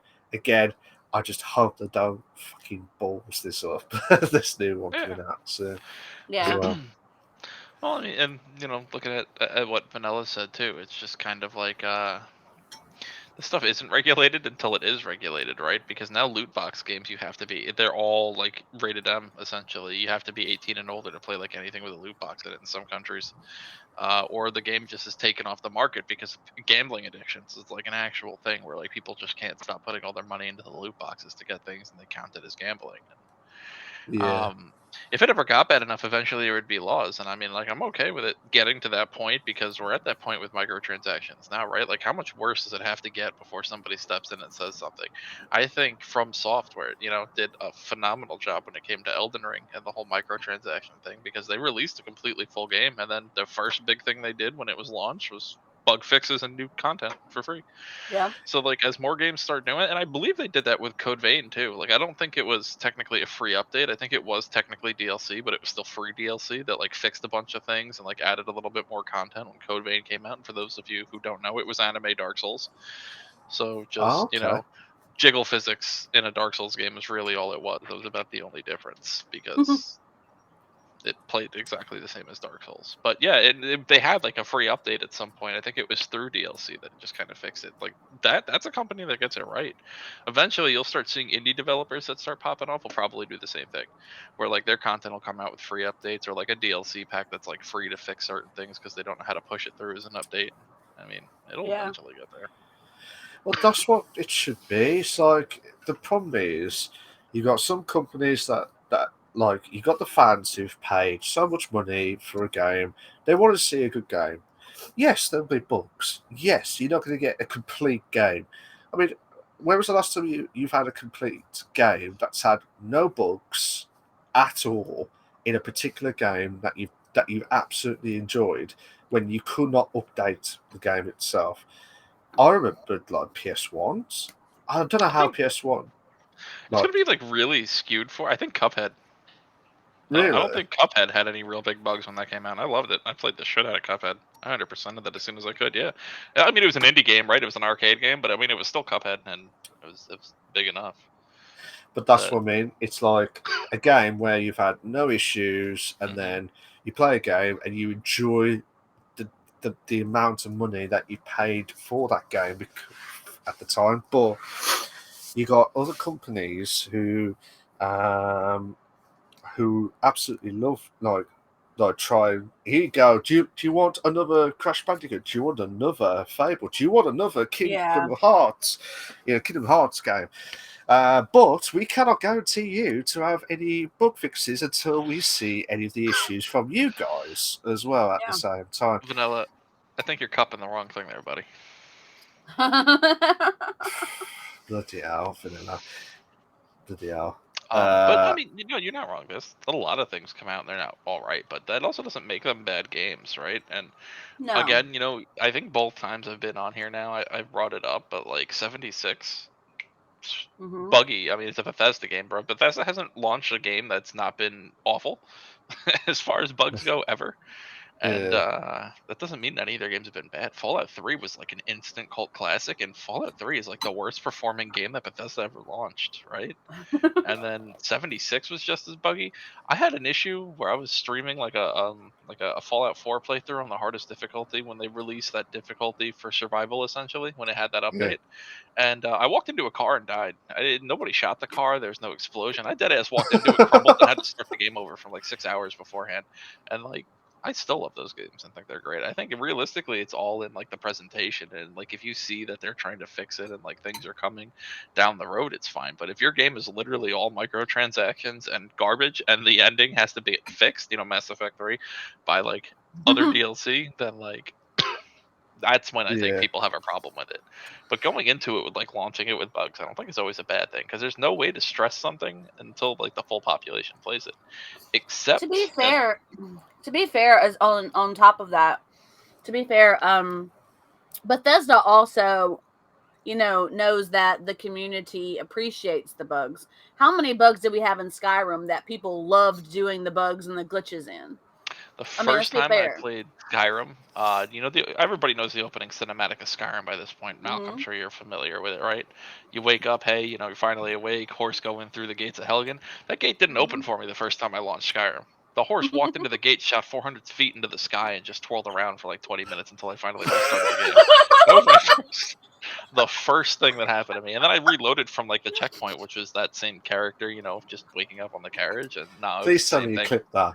I didn't clip it at the time. I was a teenager, like fresh out of high school, so I didn't have any money to my name. I think I took a video with on my phone, and it's like on Facebook somewhere that I could actually go find. But, like, it's not good quality. And then 20 seconds later, I have another video updated where I killed like one of the frostbite spiders in the tutorial cave, and the thing looked like it was creaming itself because it was spitting venom everywhere and like a waterfall. It was just it's a solid minute and a half video where I'm just sitting here staring at it, and I'm like, I don't know what to do with this. But, should I kill it? No, it was dead. I killed it. That was the thing that was funny. It was dead and it was on its back, but it was like spraying venom like in a perpetual stream, like from between its legs. And I was like, all right, dude, not cool. Well, that's the thing. Like, like she said, people expect it from Bethesda games, but it's like people also like to crap on Bethesda for the weirdest things. Like when Bethesda says, "Hey, I'm making a survival game," and people are like, "Oh, you're gonna have 600 NPCs in it," and they're like, "No, it's a survival game." Oh, 600 NPCs, and I'm like, and then that's their defining, argument is like it's not a Fallout game because there's nobody to interact with, and I'm like, I don't. Do you want me to go to find what the description of like a survival game is and just kind of send it to you, because like either you're not reading at a third grade reading level, or like there's like a really big disconnect here, homie. And like that was bad when Fallout 76 tanked as bad as it did. I mean, Vanilla's not wrong probably, but like when 76 tanked, I don't know if you guys are aware, but like Bethesda like almost went under because of it. Because of how bad 76 tanked and all the money they had to send back. And I'm like, can you believe that like people not being able to read at a third grade level is why your company almost tanks after like 20 years of putting out content? I would have been pissed. Or just in general, people not reading the description of the game, not actually saying, okay, it's a survival game, okay, and understanding what that means. And I get it. It was buggy. The content wasn't like the greatest, but it wasn't that bad of a game. And then Nuclear Winter came out, which was like the weirdest thing I never thought I was going to see in like a Bethesda game. And Malk, if you're not aware, Nuclear Winter was literally a battle royale in Fallout 76. Oh, really? But it was really fun, and it like within the last year I think shut down. But it was like game changing because you unlocked content for like your normal like 76 character. But like it's one of those things where like it's buggy, it's Bethesda. Everybody who was a 76 fan loved it, knowing it was going to be buggy going into it. Because I think like the first 6 games I played, the ring never closed. So then you just had the whole Fallout 76 map of like clapping whoever you came into contact with because that was it. And I mean, it was like whatever, it happened. But Well, like I said, I mean, people expect it from Bethesda, and Bethesda's community has made it kind of a meme now, to find the glitches and to exploit them and laugh their asses off at how bad the glitches and the bugs are, and say, well, this is something that you can do in the game, and they actually make it into like an Easter egg thing now. So it's one of those expected things. That, or they think Todd Howard's gonna put Skyrim on like your toaster in the next like year or two, because like that's the other big Bethesda thing, because that man's released that game for literally everything. Last thing was VR. Yeah, but no, I think you can actually play Skyrim on your smart fridge. There's a way to like download it, because you can download stuff on through your Samsung smart fridge, and like people have found ways to put Skyrim on like their smart fridge and play Skyrim on the smart fridge. Good thing to pass the time while you're cooking, I guess. I don't know. That's mad. We're in this mad world of all this technology and stuff. And it's Samsung for you. That's what does it, man. Apple's got nothing on Samsung when it comes to any of that stuff. No, absolutely. So I mean, the fact that they're wanting to generate the revenue for the companies with these ads, I think is a good concept for them to try and do. I don't know how it's going to go over, because people, like you guys are saying, they're not expecting them to stay subtle. They're not expecting to, to stay on a particularly, oh, this is supposed to be a product placement or an ad placement for the players. They're not expecting them to stay on that level. And people aren't used to seeing that. I mean, we see it in GTA, but they're fake ads, right? They're not like real ads that would actually be, real products on the billboards. Well, that's the thing, though. Grand Theft Auto and like Saints Row are the perfect examples of how perfect like that type of ad system would work. Like, there's actual radio channels that you can just get ad reads for. There's billboards. There's like movies that you see playing in the background. There's TVs that have actual channels. There's plenty of things in games like those that could cause them to come out. Like, if Volition ever turned around to me and they were like, "Yeah, we're going broke with the new Saints Row. We don't know what we're doing," I'd be like, "You're stupid," because like the ad revenue is literally right there. Like, yeah, probably it sacrifices some integrity, but like, who actually has integrity these days? Nobody. It's not there. Yeah. But again, zombie survival games or any post-apocalyptic survival, even Fallout, like it's different with Bethesda. Again, they have Nuka-Cola, which I mean we all know is Coke. Like, who are they even kidding? It's not even like that's not Coke. But Sunset Sarsaparilla was literally just like mug root beer. If you looked at the label, like that's essentially what that was too. It was just like they weren't even beating around the bush at all. Like you could really do stuff with that. Or like Star Wars, I think has product placement with Coca-Cola and their products too, because they have it at Galaxy's Edge, where like in the movies it's just kind of like they have Coke floating around now. If you look close enough in like Star Wars media, it's there. They have the special bottles that they released for Galaxy's Edge too. That's mad. Midnight snacks in Skyrim fridge is what Vanilla said. Excuse me, I have integrity. I bought it for $4.99. Yeah, you probably bought that from EA, so it wasn't complete. He's got to wait for the next update. Exactly. Absolutely. And I know we talk about Bethesda and stuff, and out of all their issues itself, I mean, don't get me wrong, without their company, there will be no Fallout, there'll be no jokes about the games itself. But and when they do Skyrim memes. No, our world Skyrim would not be the same without the Skyrim memes. Absolutely not. I'd pocket would be a lot more full. That's true. Well, yeah, that's true. That's very true. But Skyrim like 11 times. Yeah. But like I said, I mean, there's other companies that I was mentioned about earlier on. There's other companies that would love to have to hear the fans' feedback. They should do more demos first and give it free to the company and test out the the server itself, like with everyone going in. They could do Because- focus groups with how it works well in the game. Apparently with the product place with the ads, they're already planning on trying to release it. But if they did a test and did a demo with a specific like story or whatever, like a special free demo, and they would kind of throw that technology in there, they could see how the public would react to the ads and everything, like you're saying. Mm-hmm. Absolutely. It's weird, right? I do think we need to bring back the whole. What we need to stop doing is giving like Twitch streamers like the only ones access to like fucking try a game. Absolutely. We need to. Because all right, cool. Yes. Twitch streamers get to play with like devs, but like have an actual beta, right? Like the last time I saw a game with an actual beta, and like it's gonna disgust me to say this because the thought of this game makes me want to throw up in my mouth. Was oh my god, it's so bad that I completely shut the name. Black Desert. Yeah, I did. Black Desert. Blocked it. Black Desert had like a beta, and I think it was around the same time as Fallout 76. So if you want to interchange the two of them, you can.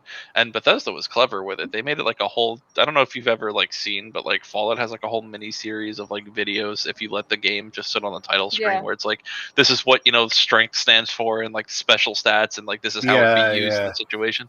They called it the Break It Early test application for their beta. Like they gave it like a whole thing, and they were like, "Listen, please break the game for us so we know what's wrong and so we can fix it." Like more companies need to do that. And Black Desert even had their beta where they were like, you'll get some in-game stuff when the game launches, but like you're not gonna have your characters. Break the game. Like do it. Like do what you can. Violate this game. Like no terms of service. Go hard. Do what you can do to break it. And like more multiplayer games need that, because then it would stop us from having the same issue where like, oh hey, like let's say Trance and I want to play like PUBG gets like a second game. It comes out at midnight and we want to go play it at midnight, but we can't play the game until 8:00 in the morning the next day because the servers were just getting distraught and ruined by like the immense amount of people hopping in. Like you can stress test things easily if you would just open it up for like a day or two, like 2 or 3 weeks. You would have thought New World would have done that, right? Because technically I guess New World was the most recent game that did it, right? But like even when the game came out, the servers were just as bad as the beta was, and I was like, how did you have 2 weeks of me like sitting here putting all my time and effort into this, and then it's just as bad when it comes out? They've probably just done like a certain amount of servers or a certain amount of people into that That's one what I was server and then thinking, test right? it. Yeah. But New World also did that thing where they were like, "Oh, don't worry, you can switch servers as soon as the real game." No, you couldn't. And then it took 3 months, and then our population was like at 6 people per server because like it was bad. And I was like, "Oh, hate to be that guy." And that was another one that streamers ruined, right? Because New World was one of those games that was so resource dependent and like dependent on which factions were where that streamers literally, I think, killed that game. Because they were like, oh, hey, come to this server. So then all their servers were just run by that one faction. Or like, if it was a streamer who wasn't popular, then what would happen is like everybody would join the other factions. And then that guy's whole stream would be him getting stomped on by people. And it was just... Yeah. You would have thought they would have fixed that when the beta was out. Like, found a way to like work towards things, had like a private, streamer mode type thing in New World. But again, they had a beta and didn't do anything with it. So I don't like to credit Amazon with anything for New World. I pretend it didn't exist. But 76 and Black Desert actually fixed a lot of things with their beta, and that was like the last time I can remember a beta coming out that was actually helpful. So again, well, they did release the public test realm, but still, I mean, it was only for a limited time before the next part of it would come out. Different than beta, right? So like public test is like typically after the game's out. That's where they start with like the updates, and where if Malk and I wanted to play a game together and we were playing in a public test server, we'd be playing the newest version of like the game that's about to come out, and like then there's the actual game that's like usually a version or two behind. Like Smite's like that. As something that I play, it's just a little different, but I get what you're saying. As far as like after the game's launched already, a lot of games do that, but it doesn't help. The initial month that usually kills every game, where it's like ideal for it being out. Like Halo, I guess technically had a beta that stress tested it a little bit, although Halo failed for like it being Halo, and it just fell off after the hype was dead. But because it was just. What were we talking about again? I just kind of went on a tangent. Ads and games is originally it was ads and games, and then we went to Bethesda type stuff as well. Listen, Vanilla, and He like just on my phone re-downloaded under it, by the way. Yeah, I did. He And did. right under the stream, right under the webcam, while you see me look down, is I've got the Pro League going on. I was catching up on that. Yep. But Great yeah, I big mean, lead. I just hope that they've just make it better and make it easier for all of us. But Yep. and I do agree. I mean, they just need to not give it to specific streamers or specific groups as such. And I said about the F1 many times. When the F1 comes out, like the brand new games, they give out to the YouTube streamers or the Twitch streamers that they do first, and they're the ones who bring out all the content. And then I'll buy the game, and then it was like, this is not tested stress tested at all. Yeah. Like, when I say stress tested, I mean like what Senpai said, loads of people hitting the server at one time. That's where, if you get that sorted at the start, where everyone does it as a demo, like if Battlefield did it or anyone else did it, like with a popular server itself, once that was sorted, you would know, yes, you would have had a bad review at the start. And I think that's probably why people tried to not do that as much. They try to do it certain ones and then go for it. But if you go for it at the start, you get all those issues out of the way, and then by the time you get to the game, you'd be like, this is so much better than the demo. Much better, no issues, no tissues, that type of stuff as well. Well, that was I like, mean, demos would be a great way for people to find out the problems early on and have like a free weekend or something and say, here, free weekend, check it out, do everything you want to in this game and get started on this. And I think more and more companies are starting to do free weekends to see how things go with that, or to try and bring people in, or when they're getting ready to release a game, like as an actual release, they release it as a free weekend so people can play it the first weekend and then they can get in. But I think that if it was more, I think it was more publicly announced and stuff like that, and more publicly accessible, then that would probably be best. So it's gonna sound really like I'm just jerking them off at this point, but like Bethesda with like ESO does a free weekend like every 2 or 3 months. They've done it for like the last 2 years.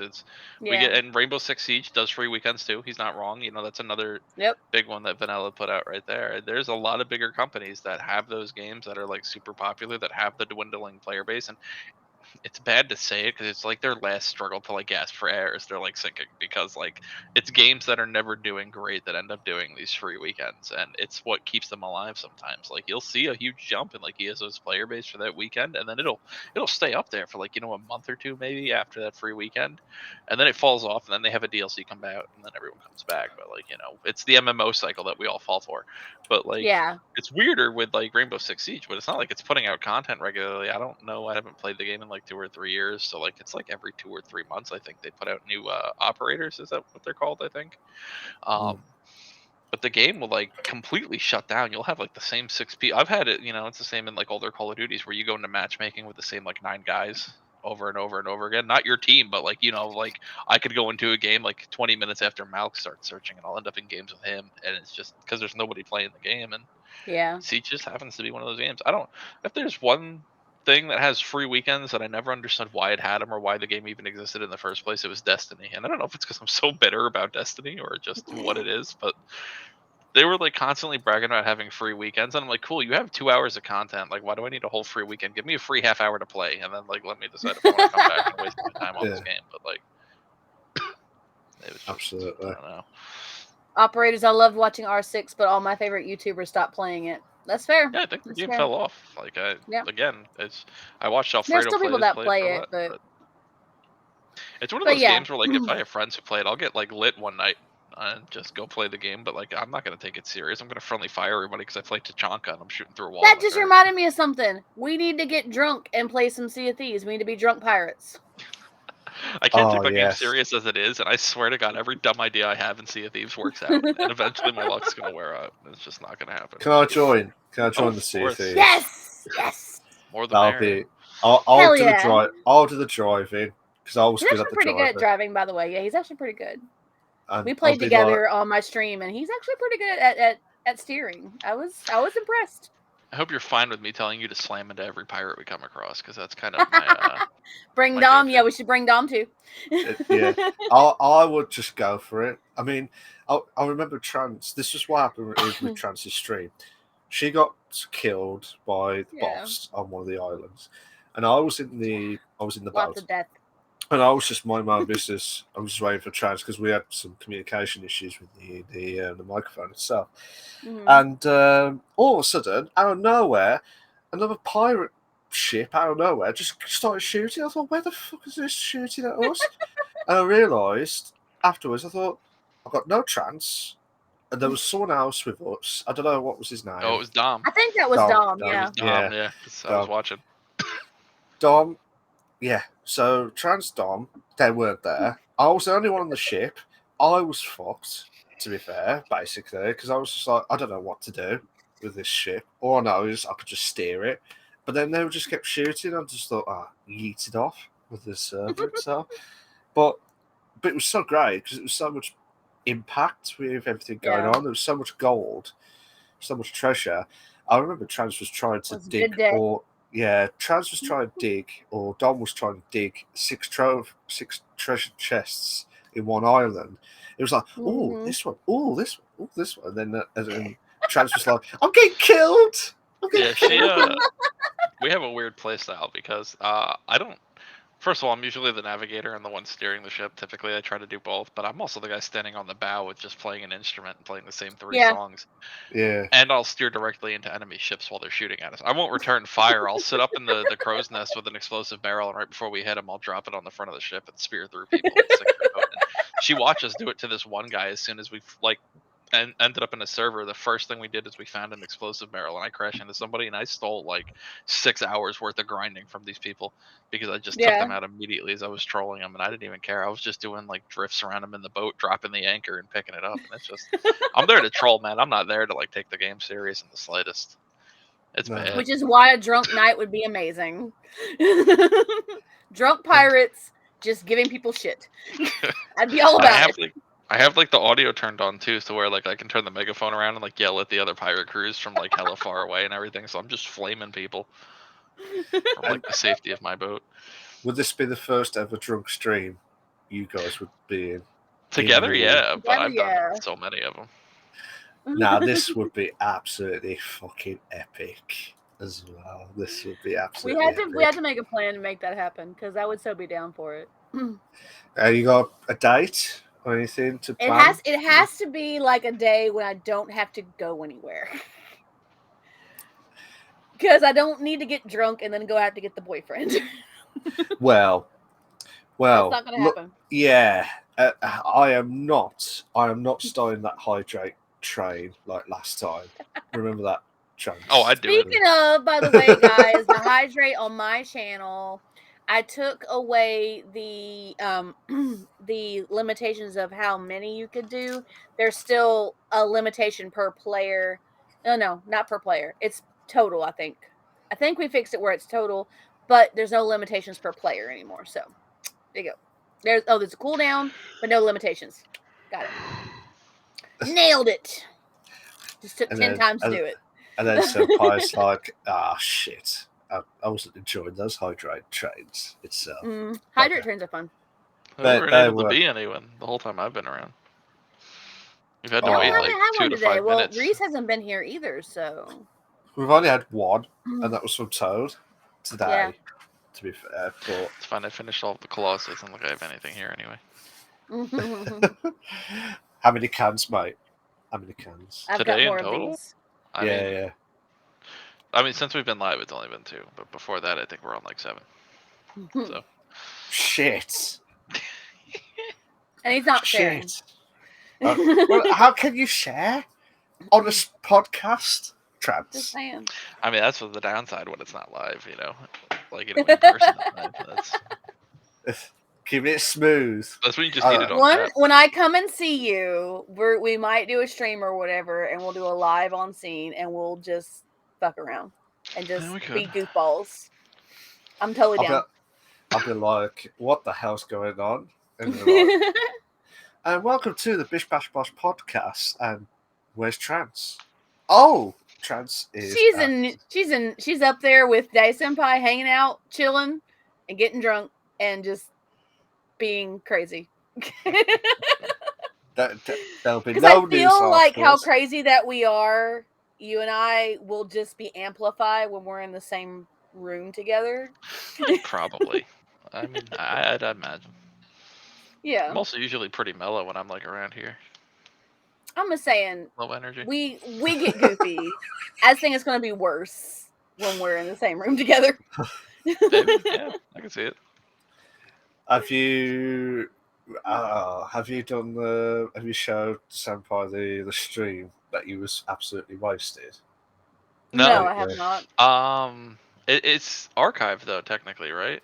Should be archived. It's archived, and it's also like the drunk stream from last season is on my YouTube as well too. That's so. I'm pretty sure I've seen most of the episodes of the podcast. Yeah, there's a I've drunk gone through and stream watched from most of last them. season, Vanilla. It was the last episode of season 1, episode 20, and I was drunk off my ass. Absolutely, but it was Yeah. the one. It was the one where I did give you the hydrates train itself. I don't remember That's if the it one. was that one. That might have been a different one, but I don't Yeah, know what that's that gonna be a stream different was. one. You gotta get more stuff like to redeem your points for that I can do to actively mess with you when you're on the stream, because everything you have is for like when you're gaming, and like I'm usually sitting like in the city next to you, so it's not like I'm like paying attention to like the stream at that point, so can't do anything with it. He's got a Although with the point. way you drive, I feel like it'd be an improvement if I made you play with your controller upside down. I don't have a controller though. It would be my Oh, keyboard. I Turn use your my keyboard upside down. I feel like it'd be an That improvement. would be epic. That would be epic. Don't forget, I I had love to do the controllers upside down when I had to do the reverse. Yes, forgot. for Overcooked. Yes, I remember that. That was hilarious. So what happened was, Senpai, I played Overcooked with Trans and a few others as well. And guess what? What did Trans do? There's an option on the stream called reverse. So basically, imagine. Oh no, I'm not. I had the controller, but imagine the keyboard like that. So the keyboard values were like upside down. And basically, Trans could not stop pissing herself laughing. I was doing circles like in No Man's Business. It was hilarious. It was so good. Listen, Vanilla, you missed it, but like an hour before we started doing this, I shot out the windshield like 95 times. And it wasn't even like a seatbelt related thing. It's like, I swear to God, once you're going 30 miles per hour in the city, you're coming through the windshield. We can actually probably move on to freeform discussion. I think we've pretty much passed by the main discussion. Yeah, sorry. So we're going to segment 3 unexpectedly, like, because we just kind of shifted in that direction. I was meant to be Vanilla. Typical Vanilla. Typical. Unbelievable. He just wants to join into the podcast as a streamer. Whenever he is going to be a streamer itself. Imagine Vanilla and Senpai and Ted's Gaming all in one in the podcast. That'd be a bad idea. That would be hilarious. Listen, I've got so many Ligma jokes I can hit you guys with, but I'm trying to contain myself because it's more funny when I hit her with them when she's playing as Olivia in the city. I'm going to be honest with you. Can you tell me which ones? I got one with the cops the other day. It's, what's your preference, e-girls or i-ladies? Oh, I am not answering that. Yeah, that's i-ladies nuts on your face. I'm not answering. He fell for it though. He was sitting there with like 3 other cops, and I pulled up alongside this man, and he got flamed for like the next 20 minutes. It was just every time I run into the cops in the city and I have somebody next to me and I can do it, I go for it. I don't care. He does 100%. I'll pull up to like gang members that are having like serious conversations and threatening me, and then I'll hit them with a Ligma joke and then peel off. Like I don't even care. Like, what are you? Am I on? Out. Can I just say you're one fucking amazing person? Remember that. I wish I could take more credit for it, but like the joke. Well, I'm giving you credit now. To be fair, I was like, listen. When Among Us was popular, I got kicked out of the space station like every 30 seconds because I was hitting people with Ligma jokes. Really? Yeah, I'd be like, listen, I don't know what was going on. I was just doing my ween test, and they're like, "What's my ween?" I'm like, "My wiener in your mouth." And then just been voted out immediately. I would have to defend myself. I'd be gone. Did they do like the emergency button straight away? Oh, we were already like after in the conversation. That's what it'd be, though. Everybody would be like having their discussion. They'd be like, "Well, what were you doing?" I was like, "Oh, I was just doing the my ween test." And they're like, "The what?" That's when you hit them with like the old Thanos, like, "I'm sorry, little one," and then you hit them with the actual joke, and then they just kicked me out every time. It didn't matter. Great. Mad. Absolutely mad, to be fair. I was there when he did the cop. That was hilarious. That was so funny. Did you? It's the same cop every time too. He's got to be like ready He for it. falls for it every time. Every He falls time. for it every time. I'll come up to him hella serious when I go to start the conversation, and that should immediately be his sign that something's coming on. Teasing me with a good time. Yeah, this is the free. Well, we went from the bit of the main discussion straight to the freeform. Welcome to the freeform discussion, guys. We just kind of just shifted into that, so I'm like, we can probably just go ahead and say we're in freeform discussion. It's fine. This whole thing's been freeform discussion, right? We've been off topic the Kinda. entire time, even when you had your topics, right? It's my fault, but yeah, we weren't. Ever It's on not topic. your fault. I'm It's not okay Bro, how your many with times it, did we though. talk about Bethesda though? We had like a solid hour-long conversation about me pretty much filleting Bethesda. Autocorrect. Damn faulty keyboard. Sorry, Vanilla. I hate it when it's like the mobile version when you type something in. You Oh like god, yeah. imagine. I'm ducking mad all the time. Let me tell Yeah, you. that's what I mean. Duck. It's And ducking then, crazy. Yeah, ducking freaking mad itself. Or you Did gotta get be to ducking play kidding the me. acronym game with us? Acronym. No, I was in the Did you city get doing to play hood rat that shit. game? You was in the city doing hood rat shit. Yeah. Wanna play Yeah. acronyms? The hell? I mean we can. I gotta head out in a couple of minutes anyway, so I wasn't gonna be able you to got stick dinner around and for the such. whole. Yeah. That's Wednesday. That's fun. Yeah, so I'll get hit if I take too long, you know. She's over That's here making right, faces at me now, but she knows it's right. You know, it's the Italian genes that are coming out. She's gonna start hitting me. do you No, guys hood want rat shit. Hood rat shit. Oh, hot girl shit, same thing. do you guys want to discuss about the GTA RP side of things, which are the Yes, updates we need let's to hit that up shout before he's got to go. So we can go ahead and Yeah. hit up the updates for GTRP. So, and he's here now, so you can catch me in case I forget anything. So this week, what? What? I'm looking at some post face. It was like,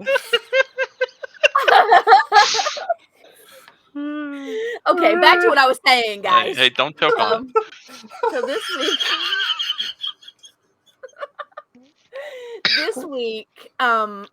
we are on the final. Catch me outside. How about that? And this week we're on the last few like real life days, which are effectively the last few weeks of Olivia's Technically, it should be pregnancy. tomorrow. I was Tuesday. doing the math. Oh yeah, how long are you taking it? Because I thought you were doing every day was like a week. Every day is 2 weeks.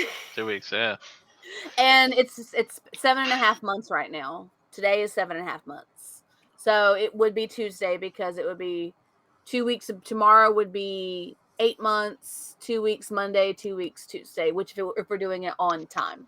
But yeah, the math, Vanilla. Hey, and also on top of that, Xander and Olivia are now EMS. So they've been working EMS like crazy. That was last week. But Really, all blends together. Wait. Okay, let me finish. They got promoted this week. Olivia is chief of operations, and Xander is surgeon now because we've been grinding our asses off at the hospital. And he's been putting in the work, guys. He really has. So I'm personally when I'm playing the city, I'm trying to get things going for EMS. So that's really good. I know, right, Vanilla? Seriously. Olivia's always like, "Hey, handsome doctor." Well, he's a surgeon, not a doctor. Don't give him any ideas. Trans. No, listen, he's trying to be the head doctor. He's going for it, top of the pecking order. And then he's going to quit and become a cop. Exclusive. Is it called the exclusive moments on there as well?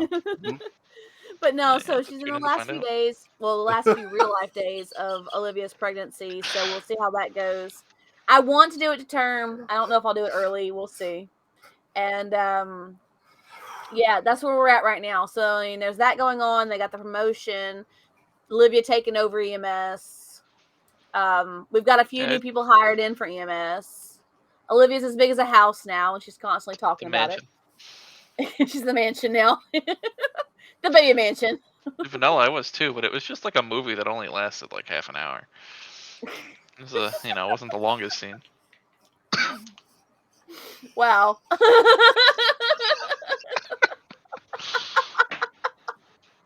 gonna make poor Malp choke over there. Are you okay? Are you I mean, isn't fine? that the gold milk? Okay. It's like God. So that's I'm pretty much trying. what's been going on in city. And Fucking that's hell. pretty much where they're at right now. So trying to get EMS in ship shape and having this baby and yeah, and promotions and what else? Is there anything else I'm missing? We have a rat we're We dealing had with. yeah, we've got issues over at the mechanic shop, so we're working with that too because we still run the mechanic shop too. We're sorting that out. There's a problem there. It's in the Sending process of somebody to being break his resolved. knees. We're fine. It's fine. We're fine. Fine. It's okay. We've It's fine. figured it out. But yeah, that's pretty much where we're at right now for the GTRP updates. So Yeah, it's like the weirdest thing, right? I was talking to Trent about it when she was Olivia, like in character and everything, and I was like, we're the only EMS in the city, first of all, so you're gonna piss off the only people who are willing to bring you back to life and stop you from dying. Second of all, we're also the only mechanic shop in the city that's open to the public, and you're gonna rip us off. I was 100%. like, they managed to make an enemy out of everybody in the server in like the same 10-second window, and I was like big yikes. I don't think he thought that one through all the way. I don't think so either. It's We like, know that's who the weird. person is. We're in the process of sussing them out. So yeah, Taking knees. right now. Whoa. Olivia's been eating a lot of watermelon because a new shop opened up and they sell watermelon, and the watermelon both helps your hunger and thirst at the same time. So it's like an easy snack. You just throw it, good to go. So just eating a whole watermelon. Just no a whole. watermelon slices. Oh, I was going to say Probably a just the full whole. watermelon at this point now, though. As many Oh, slices as they've been doing. I accidentally bought a car last night because I'm an idiot. Yep. Xander So- accidentally bought a car. What? The Coquette, so the Corvette, essentially, like the Grand Theft Auto version of a Corvette. Yeah.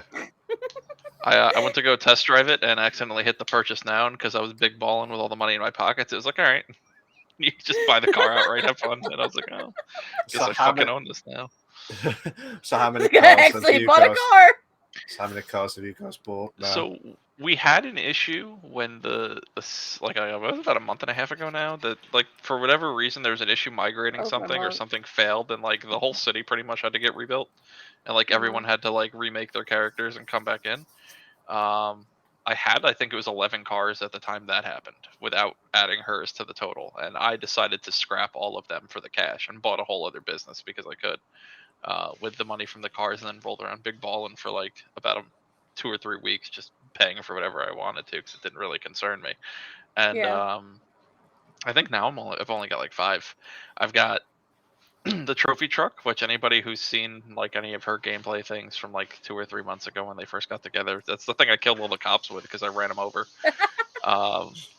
So they red alert me whenever I'm in that. They don't now because I'm EMS, but if I ever would go back to being a criminal, as soon as I got in that thing, that was it. The tires were gone.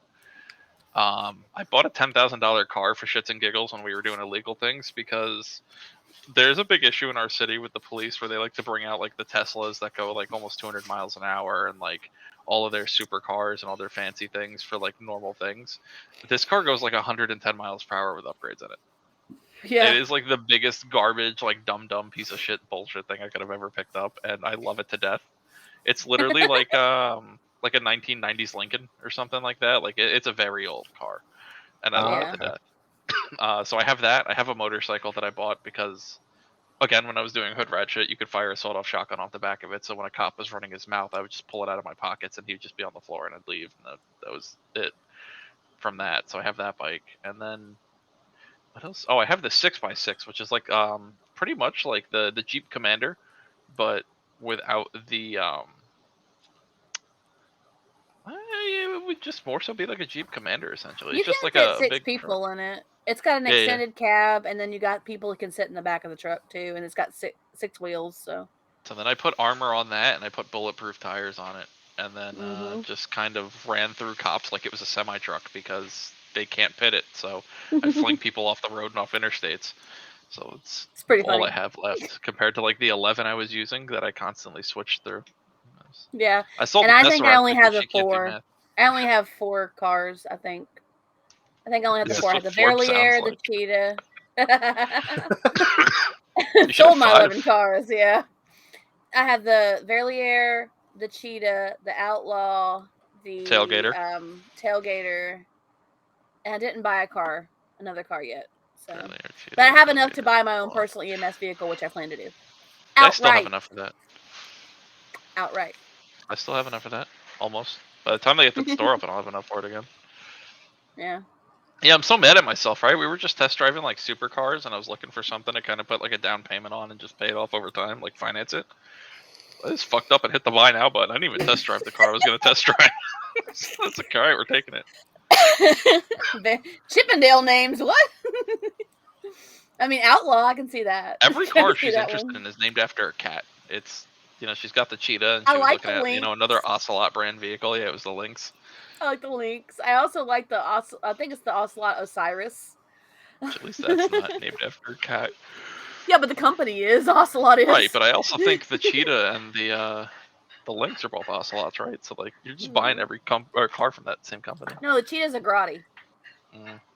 I don't know. Cheetah's All Grotti. the cars in Grand Theft Auto are named weird things. It's cool though. I just want to get all the off-road cars. That's what I want to do because I want to put nitrous in them and just really take that shit off a mountain. Hey, the Outlaw is badass. Just saying, the Outlaw is I hate amazing. that thing. You hate it? Why do you hate It's like it? what happens if like a dune buggy came out with an extra chromosome. Like it's just not a good-looking car, and I don't know how you think it looks so nice. It's badass. Thing jumps hills like it's nothing. To be fair though, Yeah. I need to get back to the RP. To be You honest, should. I just haven't had a chance. To be fair, Manley needs to come and see his friend. Yes, yeah. I still can't believe they spilled all that everywhere, Malk. I just looked down at the floor where the mouse pad was sitting. Right. Can I, Chance? You need to rewatch it back because I'm not repeating what Empire was saying. Just so. Okay. And then you're being gobsmacked by be like, oh my god. Yeah, then Big Fudge will fucking come for me. That's so right. With phrasing, that's so wrong on there. That is his tagline in Discord. It says phrasing every time. It does. Yeah, but so you know how in Discord you can make comments and notes for like people? You bet your ass her nickname says Big Fudge for me. So every time, like, it tells me, like, it tells us, like, at the top of Discord what her name is and like the other servers that like we're in together. So it says like Olivia or like whatever it says for like the 9 other servers we're in for the city. And Noah. and then it just says Big Fudge like towards the end of everything, and I'm just like, oh, she doesn't know. Now I do. So how do you feel, Trans, with that scenario? Now I know.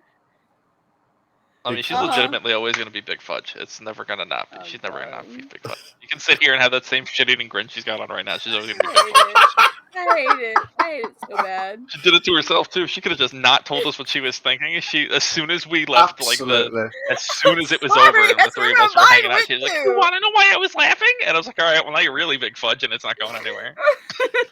Like at least Cream Machine will fall off because I'll eventually forget about it. But like yeah, forgot about it. I mean, Big Fudge will never fall off. Is it?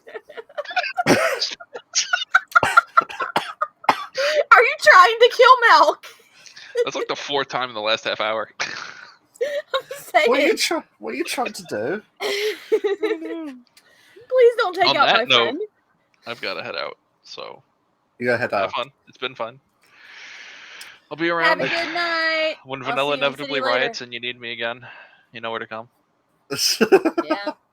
Absolutely. Cheers for that, mate. Yeah, cheers for joining us, guys. And you, mate. Take care. Cheers for that. Bye. See ya. I can't believe that. Cannot believe it. Hi. Ah, Now, and then there were two. hi. Hi. You'd be like, what the hell's going on in this scenario? Yeah, thank you to the Daddy Senpai for joining us again for the trilogy. Was this the I know, trilogy right? moment? But It goes downhill from here. Yeah. So, have you got any more from the GTA RP side of things? No, that's pretty much it, really. I mean, it really is. They've got the promotion. Olivia's taken over EMS at least for now. We'll see how things go. Congratulations to you too. Thank you. Which I forgot to mention. Sorry on that one. Thank you. Yeah, I'll be going back to the city, but like, hey, do you know where Olivia is? Like, she's not at. She's the boss at EMS. She's the boss at I nearly said AMS. I meant to say AMS. Wow. AMS. Yeah, that's a new one now. EMS one. I'll be like, oh, she doesn't work at the shop anymore. I'm like, yeah, she does, but she's the boss. Oh, do not fucking mess with her. She's the owner of a mechanic shop, and she is the chief of operations at EMS. Yeah. She's Superwoman. She's doing it all. And she's about to have a baby. So, doesn't get much better than that. Super duper. And they say there are no strong female role models in gaming. Finna, that's right. It's Olivia in it. Sick. Absolutely. But yeah, I'm not answering that other comment that you mentioned about Finland, but yeah, I need to get back to the city, to be honest, and to see everyone again, to see Olivia, and try to be smooth before Senpai kills me as well. Yeah, so should we go to the Ask Us Anything part or go back to the free-form discussion? Sure. Ask Us Anything is good. That's a good time to do it now. Cool. We'll see if anything comes up. So, guys, we've had the first segment, which is the PC console news. We've had also the main discussion for a brief moment until we mentioned about Bethesda, until we decided to go off topic. Microtransactions. And then turn into a free-form discussion for like an hour, which we mentioned about I know you said microtransaction discussion. I meant to say main discussion itself. Main discussion topic. There is something in the water, Malk. None of us can talk today. There's something going on. I don't know what's going on. To be fair, I had a Malibu, 1 can of Malibu. I've had nothing. I've just been drinking my drink, my juices. Your Capri Sun drinks. It's not a Capri Sun. But it is kind of like... this is not a Capri Sun. It's made like a Capri Sun. It's one company's answer to Capri Sun. How do you say, like, I hear you guys say mobile. I'm like, it's mobile. Say mobile. Say mo. Go on. For me, please.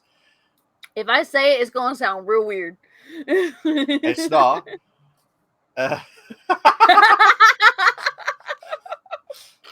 And the Daddy Senpai has returned, but in the chat form.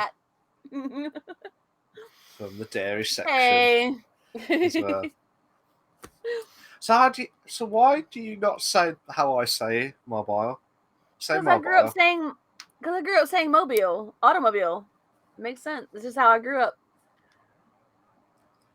Say mobile. Say mobile. Like mobile phone.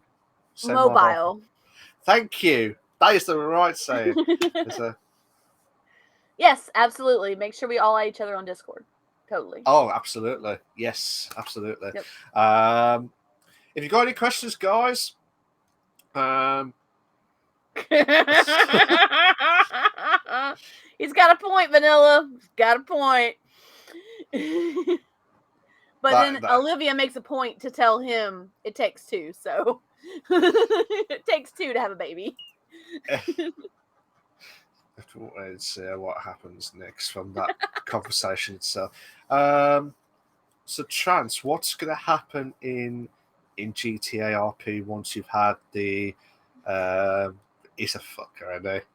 That is Senpai. Does that make Olivia? Never mind. Don't say any more now, Chaz, because he'll not. think of it the I wrong way. stopped.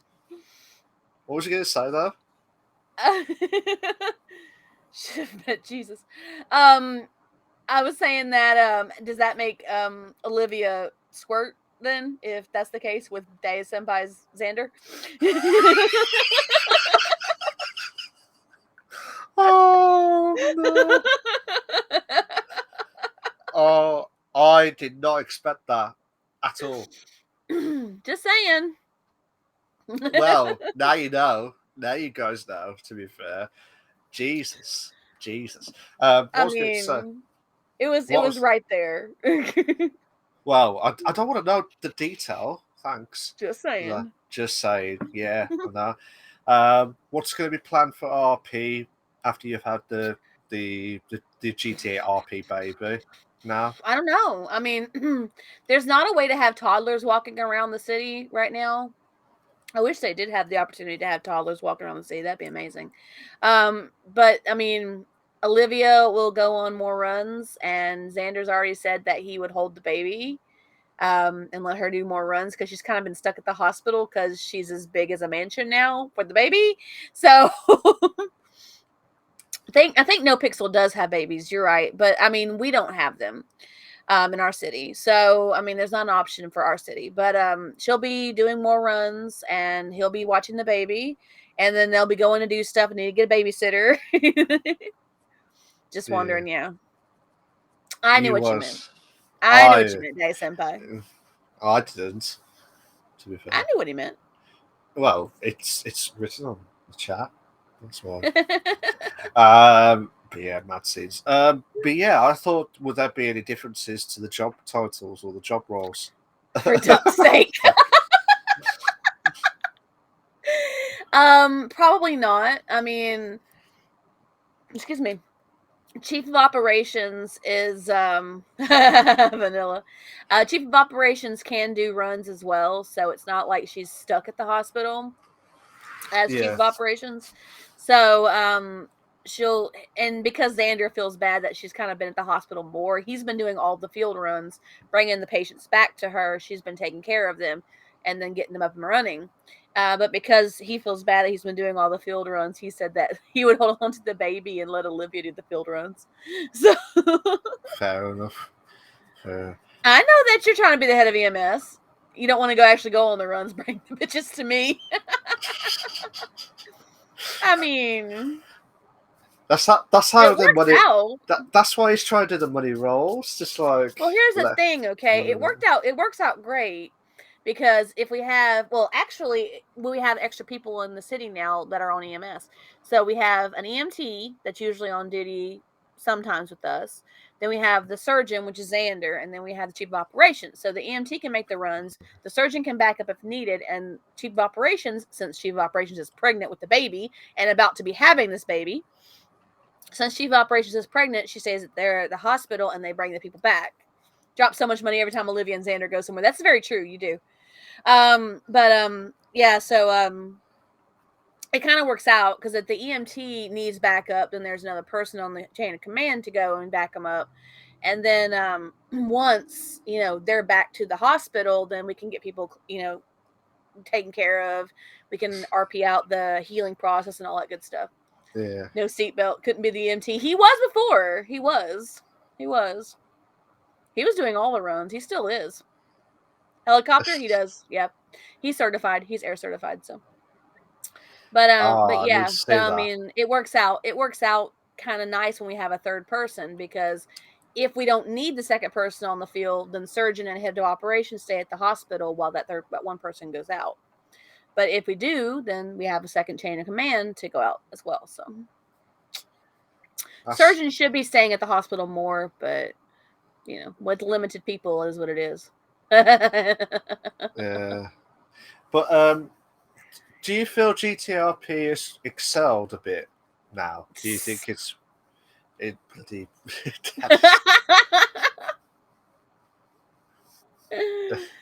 What do you mean? Do you think GTRP has excelled massively? Do you think it's I know you see different servers and different Mhm. aspects itself, but would you ever like to see your own server? Would you ever like to have your own server for your own stuff? I don't think I could handle having my own city. Really? Yeah, I agree. I wish there was a few more things to keep the city going. You're 100% with you on that. But they're putting more stuff in now, and we're trying to make fix things that have been messed up. And EMS literally lost everybody, and is literally now being rebuilt from the ground up. So it's really, and under Olivia, I am like hitting the ground running with EMS. I'm trying to get people in. I'm trying to get people on hired. I'm trying to get trainees done. I want them to get to EMT so we can have more people get promotions so that we can have a full staff at the EMS hospital. So Yeah. constantly vanilla. Make a bunch of the guys from us. Yeah. Yeah. I get it. Hey, senpai. I don't know how much it is like to rent a server or host your own server, like to do your own things. I don't think I could run it. I don't think I could. I mean, I have limited time already, and with Dai Senpai having limited time with his recent job that he's been in, the hours that I spend in city have significantly reduced because we're not staying up till 1, 2 in the morning and playing GTA. Instead of we're both going to bed usually by 12 my time. So except for the weekends, and if we're feeling up to being late, but more often than not, we're usually in bed early. So never run anything ever. Playing free management sucks. 100%. I'm trying to think of some other questions. Well, Vanilla had a question earlier. Oh, did he? Sorry. Yeah, Which he one did. was that? He said, for everyone, name one character you wish was deleted from a game. Oh. Honestly, Vanilla. Oh, sorry, Vanilla. Know. I'm so sorry about that. There was so much dairy and other comments coming in. That sounded so wrong. Sorry, phrasing. Yeah. Different ones. Vanilla says, for everyone, name one character you wish was deleted from a game. And what was your sorry, Trans? I don't know. I can't think of one, really. I don't know. I get really attached to the characters in the games. Have you ever played Until Dawn? Have you ever played Until Dawn? No. It's like, have you ever seen the Dark House? It's just very simple. There's one character I absolutely hate, and she was a massive bitch. To be fair, and I can't remember the name of it, but it was like I wanted to. I know she probably was part of the character itself, but she was a massive bitch. To be fair, and it was just kind of downed. I'm glad, in Until Dawn, you have to. It's like a horror game, and you have to survive all the people. Mm-hmm. Like it was like an action packed, so like a decision, like Heavy Rain and other types where you have to press the buttons to make a decision on where to go and like for each chapter. And there was horror. It was like a horror scene, so it was just like a proper zombie, just like a proper horror game, come out of nowhere, like proper scares and stuff. There was one character where I don't care if I don't complete the trophy. I don't care. One of them was a massive bitch, and I'm glad I killed her on the spot. I know I sound harsh on there, but she was. If you saw the character, you knew that was it. Vanilla says Van from Final Fantasy 12. Vaughn was a bit of an asshole. I kind of understand where Vanilla's coming from that. Dai Senpai said earlier, so I've gotten offers to go to other places, but if I don't have issues, why leave? I'm not saying I haven't had problems. I just wish people came and talked to me when there were problems. So, but yeah, Vaughn was a bit of an asshole. I can understand how he'd be annoying. Dai Senpai says Tails from Sonic, Ashley from Mass Effect, Wally from Pokemon Ruby Sapphire. Man, I have so many. Wally was an asshole. You're right. He really was. Wally was an asshole, though. He's 100% right. He really was. Like, he was the worst rival. Such a jerk. I'll kick Tails in the head. Should we get Tails? Should we just give Senpai Tails? I have to call nickname Tails now since he nicknamed No. us. No. No, I'm not calling him Tails. He would hate that anyway. And all Wally did was cry about being sick and getting clapped. Yep, you're right. He did. He really did. He was such an asshole. Annoying and an asshole. Worst nemesis ever in a Pokemon game. I'm trying to think of some others, but that's the only one He's I such can... a little bitch. Goodness, shut up, Yeah. Wally. Seriously. Needs fox ears and a tail. I need fox ears and a tail. Thank you. The character trope you hate? Yeah, fair enough. Whiny little bitches? I understand. I'm trying to think of some questions because we've already made quite a lot of questions and answers, didn't we, from ours? We before? did. We talked throughout the show. We had a lot of questions and answers coming up, so. Need a maid. Bloody hell, Senpai. Bloody hell. I'm trying to think of some others. Oh, okay. Good one. That's a Day good one, Senpai has so. one. If you had a franchise you could reboot, what would it be? I know you've said this many times, and I'm shit with memory. I'm so sorry, Trans. You always say this every single time, and if I don't get this right, well, I have completely forgotten it. But I knew You said forgot this it already? Yeah, but we just talked about it like a week or two ago. I know, but Trans, once a week's gone, we think about the new stuff. You slept since then, I understand. Yes, absolutely. I absolutely slept. No, but I remember Legend of Dragoon is my reboot remake. And it has been for years, and it will always be Legend of Dragoon. Always. See, I remembered it was Legend. That's why I called Legendary. But you're halfway there. Yeah. I'm glad you haven't killed me yet, to be fair. That'll be good. But for me,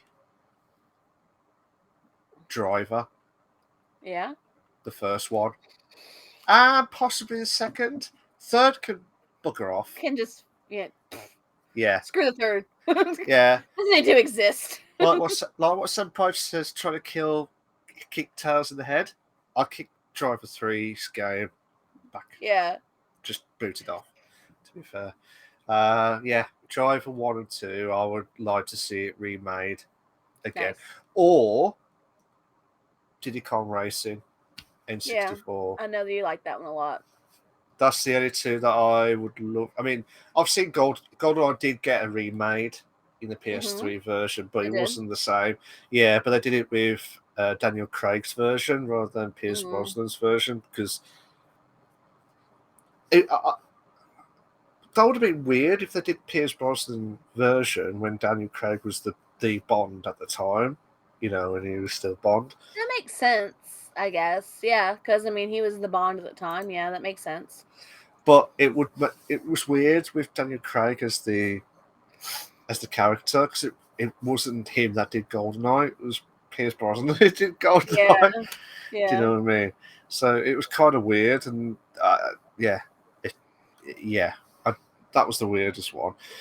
Vanilla says, for everyone, do you think companies will eventually make a game based on a serial killer? That's a good question, actually. I think there would be moral dilemmas with that.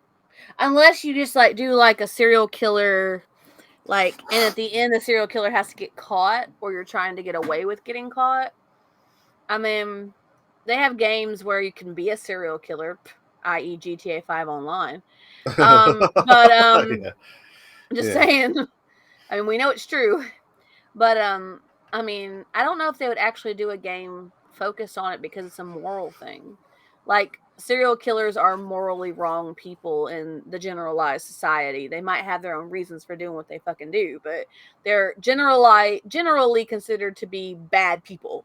So I don't think they would ever actually do it. They might do something that is serial killer adjacent, or that incorporates, actions of a serial killer, or to try and reform a serial killer maybe, but I don't see an actual serial killer game coming out now. Yeah. I mean, I could see there's a niche for it. There's completely a niche for it, Vanilla. 100%. TV shows already basing things on real life killers. Yeah, there's a niche for it for sure. But I mean, I don't know if they would want to do a game about a serial killer that would Real in life. turn make the serial killer be, Popular. the person who survives the incident. Makes sense, you know what I mean? I mean, I don't know. I think personally, if they did a game for the serial killer, it should not be the real person's name. Personally, that's me.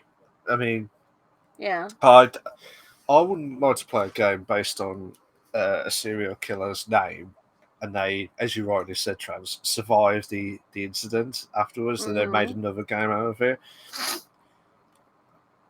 Yeah. I think it would be awkward at first. It would, because I mean, generally, serial killers are people that we as a society don't like. You know what I'm saying? They're considered generally bad people. They do things for certain reasons, but they're still generally bad people. So I mean, it's just one of those things. I think it's a moral dilemma more than anything. If the game companies did it, it has to be based on a story that's never been done before.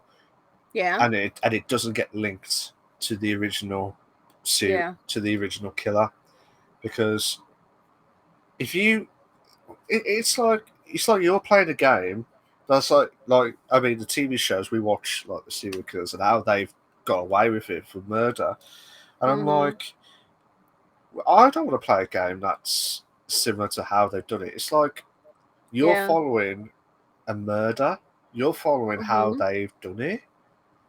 And then would that make you imagine the youngsters? Yeah, that's what they would think about. They think about how impressionable it would be for the young ones. Even if it's marked as mature content, kids still get their hands on mature content games all the time. Again, i.e. GTA 5. But I'm saying that, even if it's marketed for mature only, kids still get their hands on it. And I don't think as a moral decision for the society in general, I don't think they would want to expose kids to that type of mindset. I mean, I don't know if you've heard the story before. Do you remember, what was it? Manhunt. Do you remember Manhunt? I do.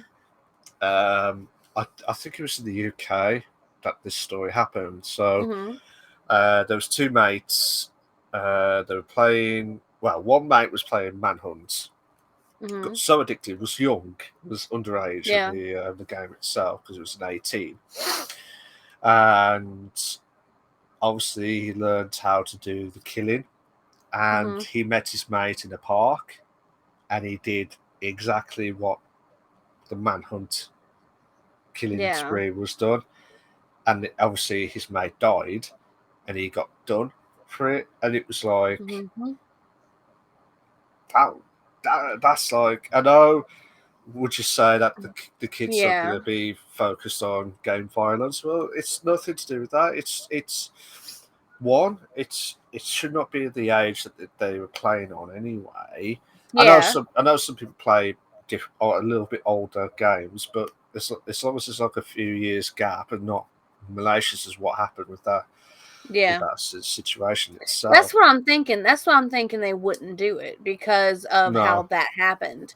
Because I mean, they wouldn't want to have a replay of that where a kid gets a hold of a mature content game, and they just effectively enhance certain aspects of that kid's personality, or that kid thinks that they can be this person or whatever. Because kids like to emulate people that they like, including in their games. So, I mean, I think it's a moral dilemma, really, more than anything.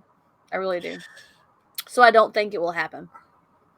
I only would like to see it happen if it's a brand new story, never been done before, and would never ever be replicated by a serial killer in real life. Yeah, that I would accept. But if it's a real life killer, it's kind of like going through their steps of how they've done it, and someone else could emulate it and could do the exact same thing. And no, I wouldn't do that. That's an interesting question too, Vanilla, that you're getting ready to pose here for us. For everyone, will jiggle physics for male characters ever be a thing? Not as a niche release, but mainstream, like subtle jiggle physics are for female characters.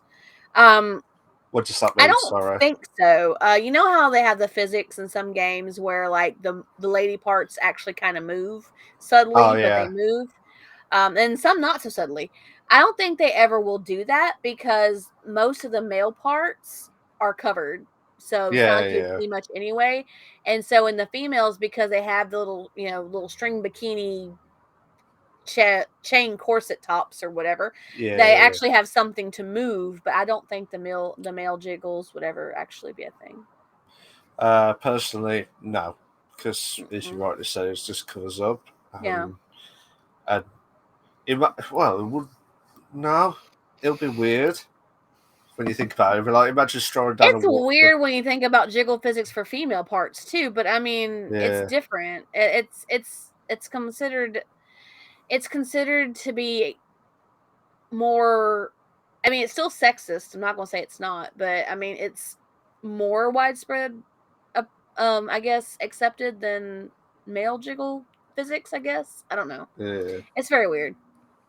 Just depends. I know that. I agree with you, Vanilla, but I'm just saying that it's real life. I mean, it's true.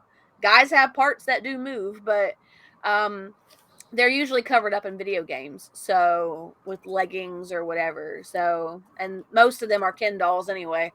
So, it just depends, really. yeah. Like, what game would you see that could happen? Was that all the time? That's a good question. Yeah, without them being covered all the time. Yeah, and then it just depends, really. So just so let's wait and see how everything goes. Yeah. With that. Yeah. But I mean, it might become a thing. I don't know, but I just don't see it becoming a mainstream thing. Just because, like I said, I mean, with most parts being covered up by most male parts being covered up, and the only time that women's parts aren't covered up, even with a slight bit of cloth, is usually in like a mature content item. But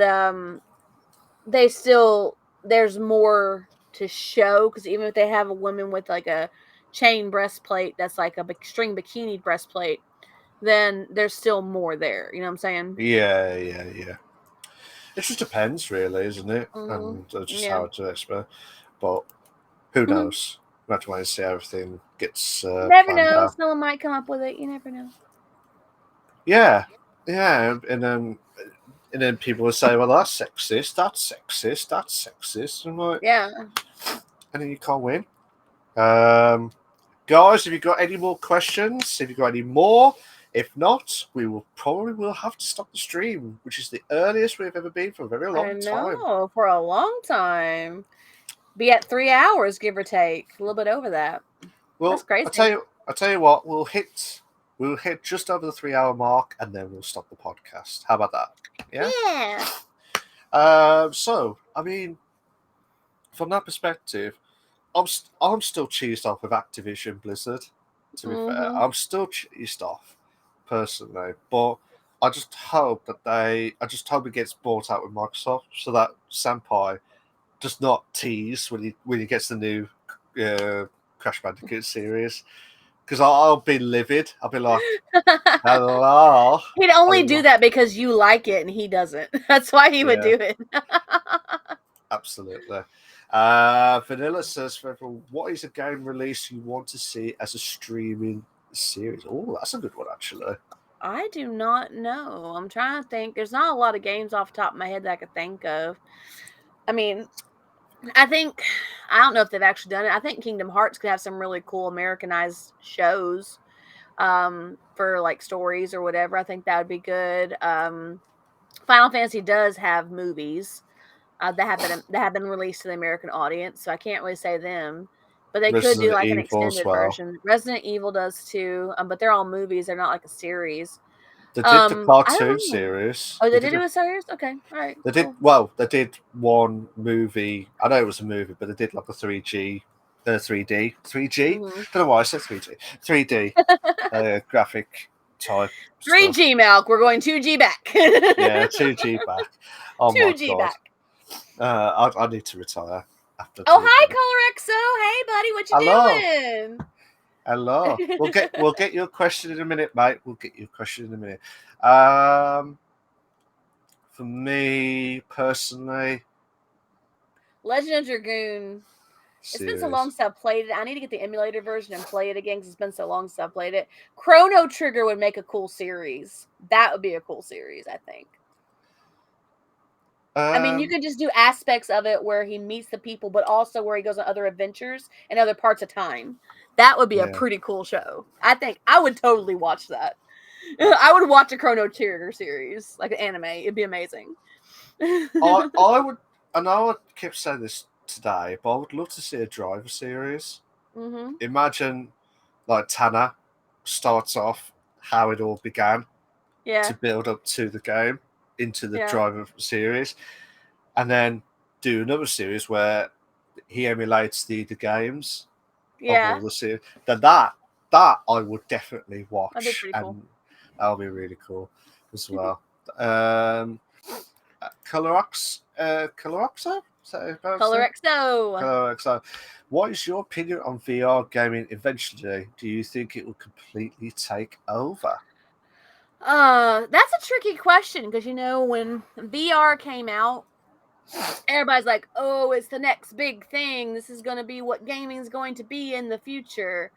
I could see more and more titles being ported over to a VR state. Some games just don't take to it. Like, some games just don't. So I don't think it'll actually take over.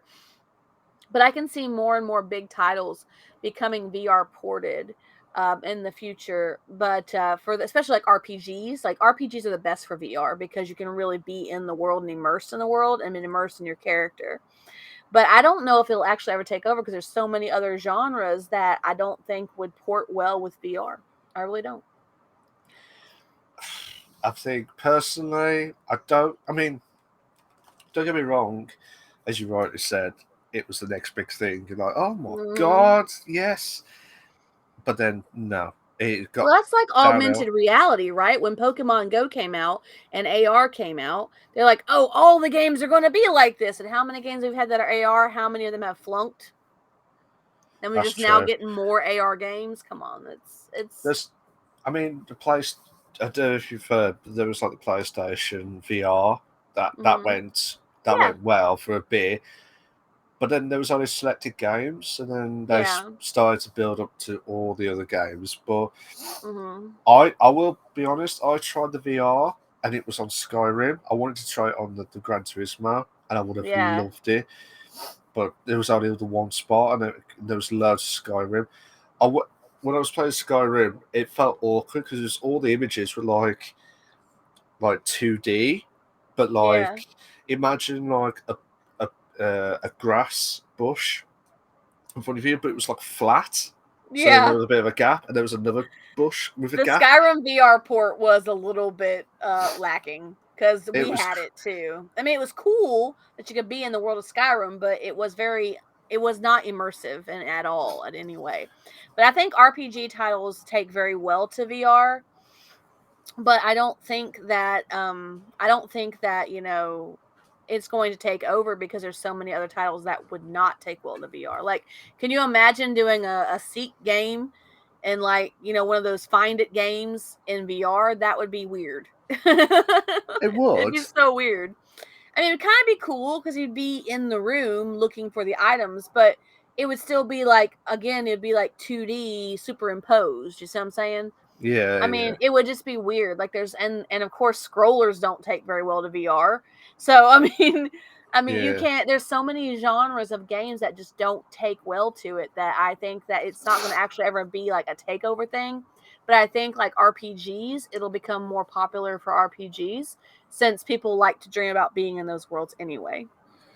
That's true. And we did have the PlayStation VR Coloroxo, so I know what you're talking about. They are pretty awesome, and my boyfriend still has his VR for his computer, and so he actually sometimes just sits there and watches shows in his media room. So that's class. And he did say he says he has one personally, and it's just truly great to try. You don't understand how good it is until you use it. Exactly. I mean, I think when you play it at first, it gives you that weird effect. on you. But then once you got that out of the system, you go into like the scene and you're like, yeah, I play on it, and it's unbelievable. And don't get me wrong, it should be what it is. Yeah, I mean, that would be the place for all jiggle physics to be. Vanilla would be in VR because it's supposed to be virtual reality. It would make more sense if there's more reality to virtual reality. You know what I'm saying? Yeah. We have to wait and see. Just have to wait and see how everything goes itself. But we'll see. We have to wait and see how everything gets sorted as well. But guys, I think it is the time. Trans looks eager. This is the time now to say we're gonna have to stop the stream. We're gonna have to stop the podcast. Yeah. This is the earliest we've ever been for a very long time. In a long time. We haven't been under 3.5 hours in a very long time. Well, we're just over now. We're just over 3 hours now. Yeah. But normally it's like 3.5 to 4 hours to 4.5 hours at most. I don't think I've ever did 4.5. I don't think I've ever will do a 4.5 hour episode. You said that now. You do know Ted's going to come back and like, yeah. We'll see. But yeah. The thing is, we'll see. It's either yes or hell yes. You know at this point now. So, guys, this was the podcast. We've had all the segments, which is the PC console news. We had the main discussion to turn into a free-form discussion to cursing Bethesda as well. Yeah. A lot of anti-Bethesda sentiments and positive Bethesda sentiments too. So it wound up being the Bethesda episode. Yeah, probably will have to be called that as well. And then we turn to the GTA RP updates from both Dennis Senpai as well as Trans. Would like to thank the Dennis Senpai for joining us tonight. Absolutely. An absolute legend you are. You have had the trilogy for the first time that you'll be recorded as the first person ever to be in the same show 3 times in a matter of one season. Yeah. That's mad, to be fair. And I can't believe this is episode 13. So, and then we've had the Ask Us Anything part. So, unfortunately, we've got to have some bad news for you guys. Unfortunately, next week there is no podcast because I'm unavailable. Unless Trans wants to do the whole podcast by herself, which I doubt if she wants to do that. I don't know. That's a lot of pressure, man. Yeah, so there's no podcast for next week, but we will be back on 2 weeks' time, which is the 30th of April. I think it is. Let me just double check. Today is the 16th, so yeah, that'd be the 30th. Yeah, so the 30th, the interest. I'm sorry, Vanilla. Vanilla. It's just because I'm unavailable next week. So we'll both be back on the 30th, but then on the 7th, we will not have another podcast. We will have another break. That's me. I've got a mandatory work thing. I'm expecting to be there longer than it says. If we get out when I say I'm going to get out, I'd be able to make it to the show, but at that point I won't be able to make it if we have to go over at any point. So we won't have the show on the 7th of May either. Those will be our 2, breaks for this season, since we had 2 last season because of mandatory stuff too. I can't believe we've got 7. We'll come back and only have 6 episodes left. Yeah, pretty crazy. Yeah, we've got about 7 episodes left after today, before we end season 2 of the podcast. And we've got, I'm still going to discuss with Trans about the bonus content on the Spotify. Forgot to mention, guys. After tonight, I'm hoping to upload all up-to-date of the episodes on Spotify, Google Podcasts, iTunes, anywhere that has got the podcast available tune to download as well. Yeah. It says 7 episodes left. My reign is just beginning. Well, I'm waiting for that moment of the burn desire as well. So, but like I said, guys, me and Trans have been absolutely loving the podcast each and every Yeah. single week that we have been doing, and without you guys, I think we Kind of wouldn't our be where we are. baby. It's our Yeah. little. It's our baby brainchild. To be fair, Tran started it all off, so I've got to say it is her little baby to start off with at first. Until she said, "Malk, be the host. Be the host." We should do a show. We could do Should a do the show. So what we're going to do, guys, is obviously 7 episodes left of season 2. Then we'll usually have a little bit of a break, and then I'm sure we'll guarantee between ourselves that there'll be a season 3 of the Most likely. most likely will be. But we'll have to wait and see how everything goes. I'm sure it's all signed, sealed, and delivered. We haven't done the contract yet, written it down, but it's all good. But like I said, guys, next week, no episode, no podcast. We will be back in 2 weeks' time on the 30th of April, 2022. I'd like to thank, as I said, Dennis Senpai again because he's absolutely amazing. And all the love to my homie. Yeah, we would have had a special guest this week, but unfortunately she couldn't make it. Thank you, Trance Girl, for the legendary the notes and everything that you have done so far on the podcast. Without you, there will be no podcast, as always, each and every single week. Thank you. And I was your host with the most, Retro Wolf Live, aka Malk, as always. Well, bloody hell, Vanilla. Have you seen Vanilla's comments? Oh, yeah, I see him. Madness stuff, to be fair. But if you want to get in touch or want to try and get into the podcast, get in touch with us, and we'll try our very hardest to make sure that you'll get it there if you want to. But you have to be a streamer. You can reach me through my Discord. You can reach me through my email link, which is in my About section. You can reach me through multiple facets. You can reach me on Twitter. You can reach me on Twitch more often than not. Well, there you go. Follow us on Twitch. Either Retro Wolf Live, myself, or Trans Gamer Girl. I'm just saying this again because last time I said because my Twitter is Trans Gamer, so and then she cursed me out when I said Twitch. And he's like, "Oh, sorry." Oh, it's right. It's Twitch. Sorry. Yes, Trans Gamer Girl on Twitch. Mad seas. But yeah, cheers for that, guys. We're going to be back in 2 weeks' time for episode 14. 7 episodes left. What's going to happen in the frantic episodes of the Bish Bash Bosh podcast? Anyways, I hope everyone has a very good Easter. Happy Easter to all of you. Yes. And have a good break. And we want to hear more questions, more GTRP, more news, everything. We got 2 weeks to come up with more questions and stuff. So definitely think about those questions you want to ask us in 2 weeks' time. So absolutely. When are you next streaming again? In between time? Not Monday. I won't be able to do Monday because I have a thing for work that afternoon, so I won't be streaming on Monday at all.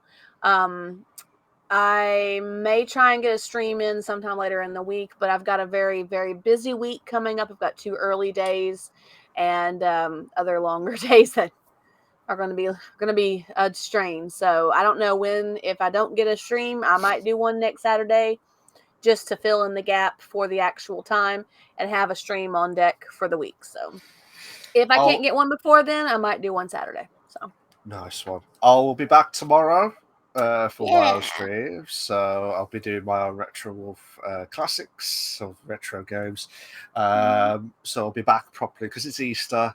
We're going to have a good time as well. So, but like I said, guys, if Trans can do the stream for next week, check her out. Absolutely amazing. And we're going to be shooting off. So, ta-ra a bit. Bye, guys. All love. Bye.